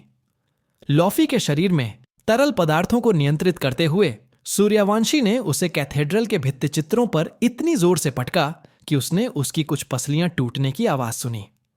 इस बार उसे समझ आ गया कि या तो मारो या फिर मर जाओ। उसने अपना मुंह खोलने की कोशिश की, कोई भांट गाना गाने की, लेकिन जादूगर ने जबरदस्ती उसका मुंह बंद कर दिया और सिर्फ सोच सोचकर उसकी उंगलियां मरोड़ दीं। प्रेम का अभिशाप। आपके अभिशाप प्रतिरोध पर विजय नहीं पा सका। क्या यही उसका सबसे अच्छा बचाव था? और हां, जब आपका अपना शरीर ही प्रतिरोध करता था तो जादू करना मुश्किल होता था। उसके पास युद्ध करने की बहुत कम क्षमताएं थीं और उनमें से भी बहुत कम ऐसी थीं जिन्हें बिना आवाज या शारीरिक मदद के सक्रिय किया जा सकता था। एक अच्छा समनकर्ता कभी भी ऐसी बात नहीं कहता जिसे वह टाल न सके। तुम राक्षस कभी नहीं समझ पाओगे। सूर्यवंशी ने उसे अपने शरीर की कैदी बनाकर अपने पास आने के लिए मजबूर किया। उसने एक हाथ उसके मुंह पर रखा, उसके जहरीले होंठों को ढक दिया और दूसरे हाथ से उसे काले अथाह में जकड़ लिया। हम जादूगर तुम्हें बुलाकर अपनी इच्छा से बांधते हैं, फिर भी तुम हमारे साथ ऐसा कभी नहीं करते। अपनी खोखली शेखी के नीचे तुम राक्षस इस सच्चाई को नकार नहीं सकते कि तुम हमारी सेवा के लिए मौजूद हो। जीवन नाली। उसने बेली की तरह उसका सार भी पी लिया, उसके साल चुरा लिए, उसकी जवानी चुरा ली, उसका अस्तित्व चुरा लिया। उसका स्वाद उसके पिछले भोजन से कहीं ज्यादा अच्छा था। उसकी दिव्य जीवन शक्ति एक अद्भुत लजीज थी। अगर उसे आगे आने वाली घटनाओं के लिए उसे जिंदा न रखना होता तो सूर्यवंशी शायद उसे पूरी तरह से खा जाता। इसके बजाय वह रुक गया क्योंकि उसकी काली त्वचा धूसर हो गई थी और उसके पंख धूल में बदल गए थे। फिर उसने दूर से ही सही बर्तन खोला और उसे उसमें डाल दिया। हेगन ने तुम्हारे शिकारी कुत्तों को 4 हिस्सों में बांटकर बड़ा कर दिया है, सूर्यवंशी ने कहा। अथानोर को ठीक करने से पहले कुछ देर के लिए उसके खून पर से अपनी पकड़ ढीली करते हुए, तुम अकेली हो। प्लेन लव्ड, उसने बुदबुदाते हुए कहा। वह विशेष अंक के बिना जो भी क्षमता इस्तेमाल कर सकती थी उसे सक्रिय करने की कोशिश कर रही थी। टेलीपोर्ट करने की कोशिश कर रहे हो? मुझे डर है कि यह एक मूर्खता भरी उम्मीद है। इतने सारे लाभ और मंत्र, कोई भी उसे इस गिरजाघर और इसके वार्डों से भागने नहीं दे सकता था। यह एक गलती है। माधव, जादुई रूप से मजबूत कांच के अंदर फंसी लॉफी ने कमजोर विरोध किया। क्या ऐसा है? सूर्यवंशी ने अथानोर को ठीक करते हुए पूछा। सिर्फ इस बात से कि उसने इतनी सहजता से उसका नाम लेने की हिम्मत की, उसे बहुत गुस्सा आया। मुझे पता चला कि तुम हमारे अनुबंध से कभी बंधे नहीं थे, लॉफी। मुझे समझ नहीं आ रहा वो सांस लेते हुए झूठ बोल रही थी। इतना सब होने के बाद भी उस योगिनी को लगा कि उसका झूठ ही उसका फंदा नहीं बल्कि कवच है। मैं हमेशा से वफादार रही हूं। मैं मानता हूं कि जब मैंने तुम्हें पहली बार बुलाया था तब मुझे इसकी जानकारी नहीं थी। उसने यह जानकारी अच्छी तरह छिपाई थी और जादू की श्रेष्ठता में टाई के अपने विश्वास ने उसे अंधा कर दिया था। लेकिन शैतानवाद का पहला सबक जो मैंने सीखा वह यह था, शैतानों पर भरोसा करो कि वे अविश्वसनीय हैं और हमेशा अपने दांव सुरक्षित रखो। अपनी उंगलियों के एक झटके से सूर्यवंशी ने ब्लैक अथामे को लॉफी के वैट के चारों ओर उड़ा दिया। डार्क एल्फ को समझने में देर नहीं लगी कि क्या हुआ। और यहां मैंने सोचा था कि आप एक उदार स्वामी हैं, उसने कहा। अंततः मासूमियत का मुखौटा उतार फेंका। मैं गलतियों और पहल को माफ कर सकता हूं, लेकिन विश्वासघात को कभी नहीं। सूर्यवंशी ने अपना सिर हिलाया। उसके विश्वासघात ने उसे चौंकाया नहीं, लेकिन फिर भी यह दुखद था। उसने एक ज्यादा संतोषजनक साझेदारी की उम्मीद की थी। यह एक वफादारी की परीक्षा थी, लॉफी, जिसमें तुम पूरी तरह नाकाम रही। मैंने तुम्हें आजादी का भ्रम दिया था, लेकिन तुम्हारे हथियार ने तुम्हारे हर काम को रिकॉर्ड कर लिया। मैं देखना चाहता था कि जब तुम्हें लगा कि मैं नहीं देख सकता, तब तुम कैसे पेश आती थीं। एस्क्लेपियस ने कॉलरा पर बिना शर्त भरोसा किया था और इसकी उसे कीमत चुकानी पड़ी। सूर्यवंशी ने सबक सीख लिया था। पर मैं अकेली क्यों हूं? लॉफी रुक गई, भौहें चढ़ा लीं। मोहिनी, उसने मुझे बेच दिया, मेरी अपनी दासी को। वफादारी एक दुर्लभ क्षणभंगुर चीज थी। मैं उसे अमर शरीर दे सकता था, और तुम्हारे उलट वह मेरे मुंह पर झूठ बोलने से बेहतर जानती थी। या इस मामले में टेलीपैथिक संदेश। तो क्या तुम मुझे अपनी खोई हुई बैटरी के बदले में रखोगे? राक्षसी ने लगभग उम्मीद से पूछा। शायद उसे लगा हो कि इससे उसे भागने का मौका मिल जाएगा। तुम मुझे एक घटिया खाना समझोगे? सूर्यवंशी ने कहा। मुझे आपकी आत्मा में दिलचस्पी नहीं है, हालांकि वह भी उसे चाहते हैं, लेकिन मुझे आपके खून में दिलचस्पी है। एथेनोर ने अपने पिछले रसायन विज्ञान प्रयोगों का परिणाम उगल दिया। एक गोल, छोटा सुनहरा पत्थर जिसे वह अपनी हथेली में पकड़ सकता था। उन्होंने सिट्रिनिटास नामक एक रासायनिक प्रक्रिया के प्रयोग के पहले दौर में अल्बेडो स्टोन को पीला कर दिया था। अब फिलोसोफर्स स्टोन बनाने का अंतिम चरण लालिमा या रूबेडो नजर आने वाला था। आमतौर पर पत्थर को उसके अंतिम रूप में चमकाने में वर्षों लग जाते थे, लेकिन सूर्यवंशी ने एक तेज तरीका खोज निकाला था। राक्षस देवता लोकी का रक्त तुम्हारी रगों में बह रहा है, नेक्रोमेंसर ने कहा, पत्थर को दूसरे चरण के लिए अथानोर में वापस रखते हुए। देवताओं और विपत्तियों का रक्त, वह पदार्थ जो इस सुनहरे पत्थर को लाल कर देगा। जैसे ही तुमने मुझे बुलाया, लॉफी गर्व और डर के मिले जुले भाव के साथ चुप हो गया। तुमने तो शुरू से ही ऐसा करने की योजना बनाई थी। तुम गलत हो, सूर्यवंशी ने अथानोर के आखिरी बटन लगाते हुए जवाब दिया। तुम्हें मरना जरूरी नहीं था। वह हमेशा व्यावहारिकता को दया और कमजोरी समझती थी। यह मेरा स्वभाव है, लॉफी ने लगभग विनती करते हुए कहा, और जैसा कि पता चला, उसे भीख मांगने का कोई घमंड नहीं था। मैं लोकी की बेटी हूं। मेरा काम अराजकता और अविश्वास को बढ़ावा देना है, ताकि मेरे पिता को भविष्य में आसानी से बच निकलने में मदद मिले। उनकी मदद के लिए मैं ऐसे योद्धाओं को तैयार करती हूं जो 9 लोगों की महान शक्तियां बन सकें, जो यथास्थिति को चुनौती दे सकें। मुझे लगा था कि तुम में यह क्षमता है। मुझे फर्क नहीं पड़ता, मैं मदद करना चाहती थी। माधव, उसने विनती की, तुम भी देवताओं से उतनी ही नफरत करते हो जितनी मेरे पिता करते हैं। मधुराज हमारे साथ आ गया है, यह तुम्हें पता है। तुम्हें लगता है कि तुम अपने जादू से इस दुनिया को बदल सकते हो, लेकिन यह सिर्फ खून के ज्वार से ही संभव है। इस बात पर हम सहमत हैं। सूर्यवंशी को बहुत लंबा समय लगा था, लेकिन अब समझ गया था कि सभी के लिए अमृता का लक्ष्य प्राप्त करने के लिए उसकी ओर से पूर्ण समर्पण की आवश्यकता है। बलिदान की शुरुआत स्वयं से होती है। पहली बूंद आपकी होगी। मुझे तुम्हारी कोई बुरी नीयत नहीं लग रही, लॉफी ने आगे कहा। तुम में कोई दुर्भावना नहीं है। तुम मुझे नहीं मारोगे। मुझे तुमसे कोई दुश्मनी नहीं है, भूत प्रेत ने जवाब दिया, लेकिन उसका मतलब किसी को दिलासा देना नहीं था। अभी मेरे दिल में झांक कर देखो, देखो मैं तुम्हारे लिए सचमुच कैसा महसूस करता हूं। लॉफी ने उस पर भौहें चढ़ाईं। उसकी आंखें डर से चौड़ी हो गईं। तुम्हें कुछ भी महसूस नहीं होता? सूर्यवंशी ने मशीन चालू कर दी। असर तुरंत हुआ। उसका जादू सक्रिय हो गया और लॉफी का खून उसकी नाक, आंखों और कानों से होते हुए उसके सारे छिद्रों से बहने लगा। दिव्य द्रव घड़े के अंदर तैरकर अथानोर में चला गया और हंडे से तेज आवाज निकली। हालांकि वह दर्द से चीख रही थी, सूर्यवंशी ने लॉफी पर जरा भी ध्यान नहीं दिया। जहां तक उसका सवाल था, वह किसी भी दूसरे रसायन कर्मक से अलग नहीं थी। यह प्रक्रिया कई मिनट तक चली लेकिन आखिरकार हंडे यह प्रक्रिया कई मिनट तक चली। लेकिन आखिरकार हंडे से एक लाल पत्थर निकला जो जीवन का संचार कर रहा था। बर्तन खून से लाल हो गया था। लॉफी की मृत त्वचा उसके अपने शरीर के तरल पदार्थों में समा गई थी। मृत्यु के बाद भी वह बड़ी कुशलता से प्राण त्यागने में सफल रही। उसके नाटकीय हाव भाव किसी रंगमंच कलाकार की नकल कर रहे थे। सूर्यवंशी ने अपना पत्थर उठाया और उसे ध्यान से देखा। किसी बाहरी व्यक्ति को यह एक साधारण रक्त रंजित गोला लगेगा, नाजुक फिर भी अनमोल। रत्नों से नहीं, रक्त रंजित अंबर से बना एक माणिक। फिर भी सूर्यवंशी जानता था कि उसके हाथ में हर कीमियागर का सपना था, अनंत जीवन की ओर यात्रा का अब तक का सबसे दूर का कदम। और यह पर्याप्त नहीं था। बधाई हो, आपने एक दार्शनिक पत्थर बनाया है।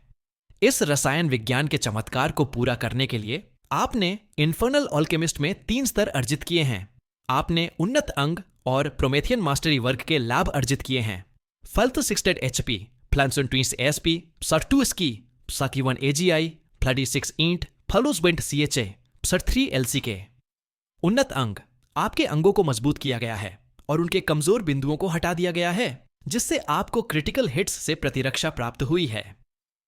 प्रोमेथियन मास्टरी, आप सहज रूप से जानते हैं कि किसी भी प्रकार के गोलेम और कृत्रिम प्राणी का निर्माण कैसे किया जाता है। इसके अलावा आप इन प्राणियों के अंगों को जीवित प्राणियों पर कैसे प्रत्यारोपित किया जाता है, यह भी जानते हैं। इससे प्रोमेथियन का उन्नयन होता है। प्राप्त स्तरों ने भी उसे कुछ हद तक निराश किया। सूर्यवंशी को इन्फर्नल ऑल्केमिस्ट में एक नए स्तर तक पहुंचने और अंततः स्तर ऑनलार्फी के मंत्रों का प्रयोग करने के लिए अभी भी स्तर 25 तक पहुंचना था। उसकी रसायन विद्या ने उसके शोध में बहुत मदद की थी, लेकिन अब उसे अपनी मंत्र शक्ति में कमी महसूस हो रही थी। फिलैक्टरी, वह नेक्रोमेंसर जिसने लॉफी की भूसी पर जादू कर दिया, उसकी विश्वासघाती आत्मा को एक रत्न में फंसा दिया, जैसा उसने सिगर्ड के साथ किया था। मेरी प्यारी, तुम्हारा अनुबंध अब भी खत्म नहीं हुआ है। हो सकता है तुम्हें समझौतों पर ज्यादा भरोसा ना हो, लेकिन मुझे है। एक बार ठीक से डरा दिया जाए तो वह एक बढ़िया बंशी बन जाएगी। हेगन ने गिरजाघर में प्रवेश करने के लिए यही क्षण चुना और लॉफी के अवशेषों पर एक नजर डालने से भी नहीं चूके। तो हम उस लड़की के भूसे का क्या करें, मुखिया? सूर्यवंशी ने कहा। उसे भी बलि में शामिल कर लो, उसके मांस का भी कुछ उपयोग हो सकता है।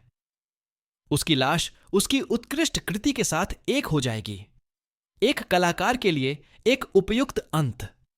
जब उसका मित्र शव को दूर ले जा रहा था, सूर्यवंशी ने मानसिक रूप से मोहिनी के साथ अपने संबंध पर ध्यान केंद्रित किया तथा उसकी आंखों से देख रहा था। भूत प्रेत का जादूगर यह देखकर बहुत निराश हुआ कि उसके घर को दिन दहाड़े पहरेदारों ने घेर लिया है और उसका दरवाजा गंदे हेल जिज्ञासुओं ने तोड़ दिया है। उसके चारों ओर भीड़ जमा हो गई थी, जो आपस में फुसफुसा रही थी या वॉल्टर की अच्छी प्रतिष्ठा पर कीचड़ उछाल रही थी। जैसा कि उसने जादूगर को चेतावनी दी थी, राजकुमारी राजधानी से लौट आई थी और अपने साथ कुछ साथी भी लाए थे। शाही परिवार के प्रतीक चिन्हों से सुसज्जित सैनिकों की एक पूरी टुकड़ी एक युवा गोरे राजा के साथ चल रही थी, जिसे माधव ने तुरंत पहचान लिया कि वह एवलॉन का उत्तराधिकारी राजकुमार अर्जुन है।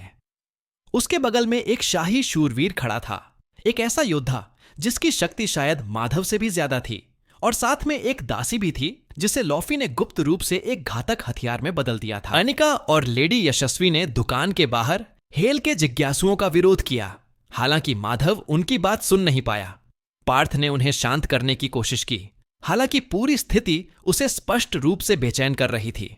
इस बीच हालांकि अनिका ने अपना सामान्य तटस्थ भाव बनाए रखा, माधव कसम खा सकता था कि उसने राजकुमारी के होठों के किनारे पर सज्जा का एक किनारा देखा था। यह दृश्य उसे उतना ही क्रोधित कर रहा था जितना अपना घर खोने पर। शाही शूरवीरों और स्वयं राजकुमार की मदद से वे कुछ ही घंटों में काल कोठरी के अंदर पहुंच जाएंगे। यह ब्लैक सिटाडेल की घेराबंदी जैसा होगा, जहां उच्च स्तरीय योद्धा टायर्स को उससे छीनकर उसके घर ले जाएंगे। इस बार जादूगर भागते भागते थक गया था, छुपते छुपते, हारते हारते, बार बार अपनी प्रगति को विफल होते देखकर थक गया था। इस बार वह लड़ेगा और जीतेगा। वे उसे हेलहेम में डालना चाहते थे। वह उन्हें हेलहेम दिखाएगा। लॉफी से निपट लिया गया है, सूर्यवंशी ने मोहिनी से मानसिक रूप से कहा। शुक्र है, इसका मतलब है कि तुम्हें उसके ब्लैक अत्थामे सहित उसके कर्तव्यों और संपत्तियों का उत्तराधिकार मिलेगा। अब मोहिनी, इसे एक अनुस्मारक के रूप में याद रखो कि मैं जो कुछ भी देता हूं उसे वापस भी ले सकता हूं, खासकर तुम्हारा जीवन। उसकी कद्र की बात यह रही कि उस छाया दानव को तुरंत संदेश मिल गया और उसने समर्पण कर दिया। समझ गया मेरे स्वामी। क्या जिज्ञासुओं ने आपकी असली पहचान कर ली है?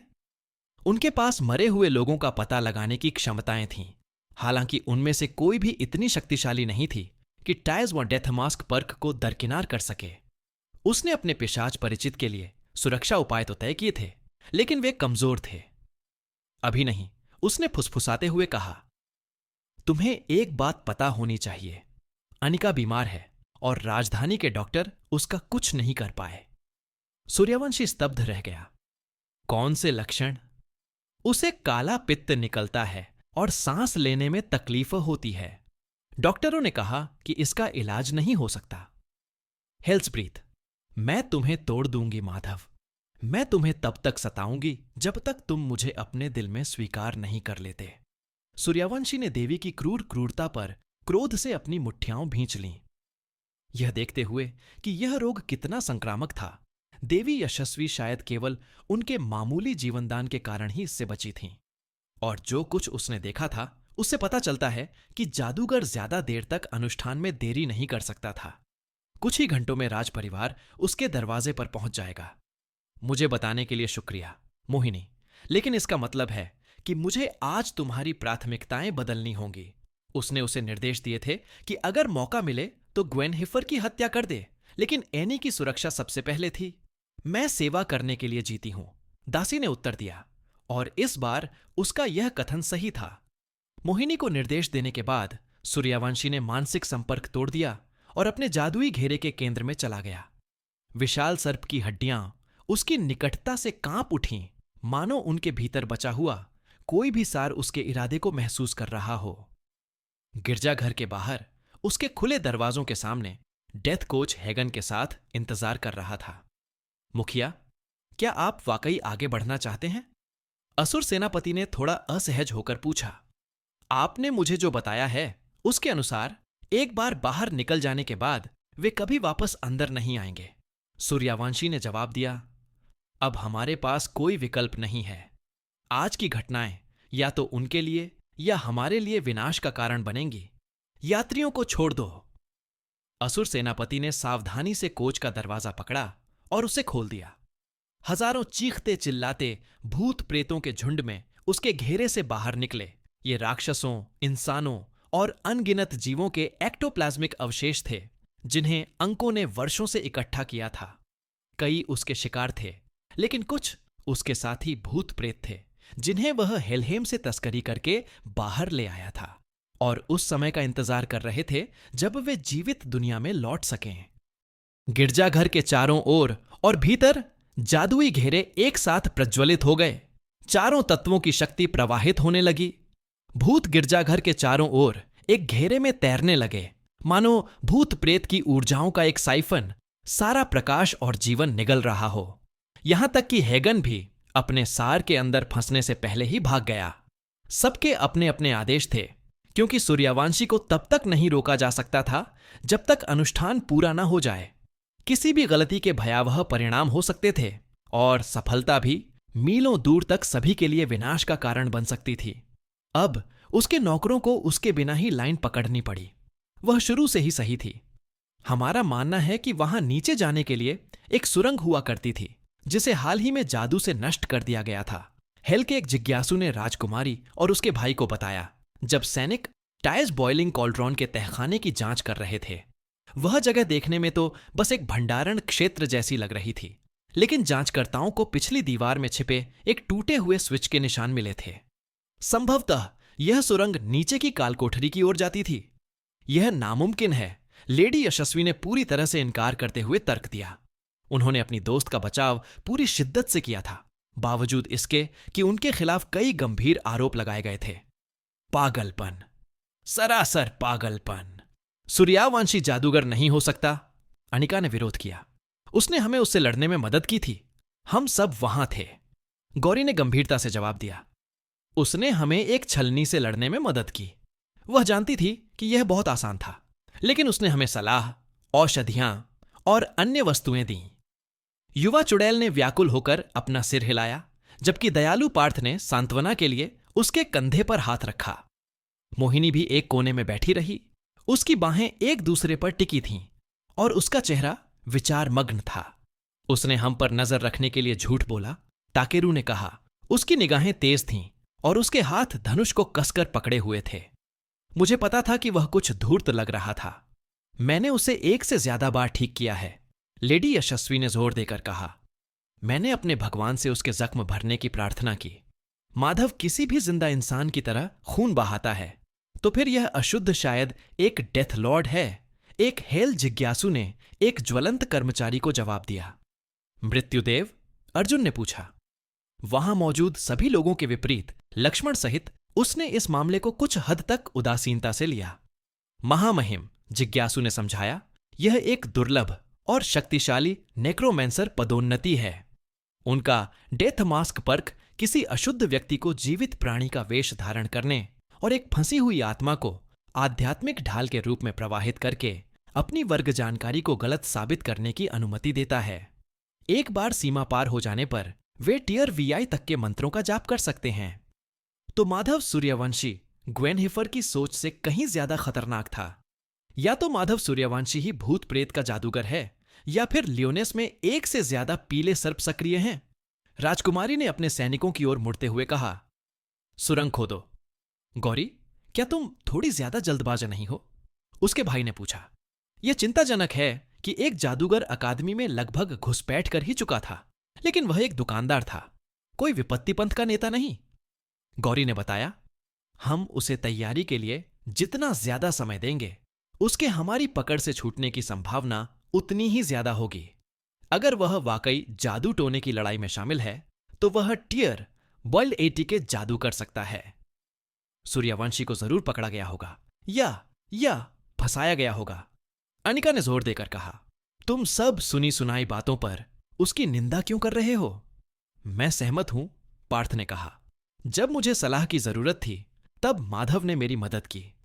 अब तुम कह रहे हो कि सर सिगरेट की हत्या करने वाला राक्षस और यह दयालु दुकानदार एक ही व्यक्ति हैं।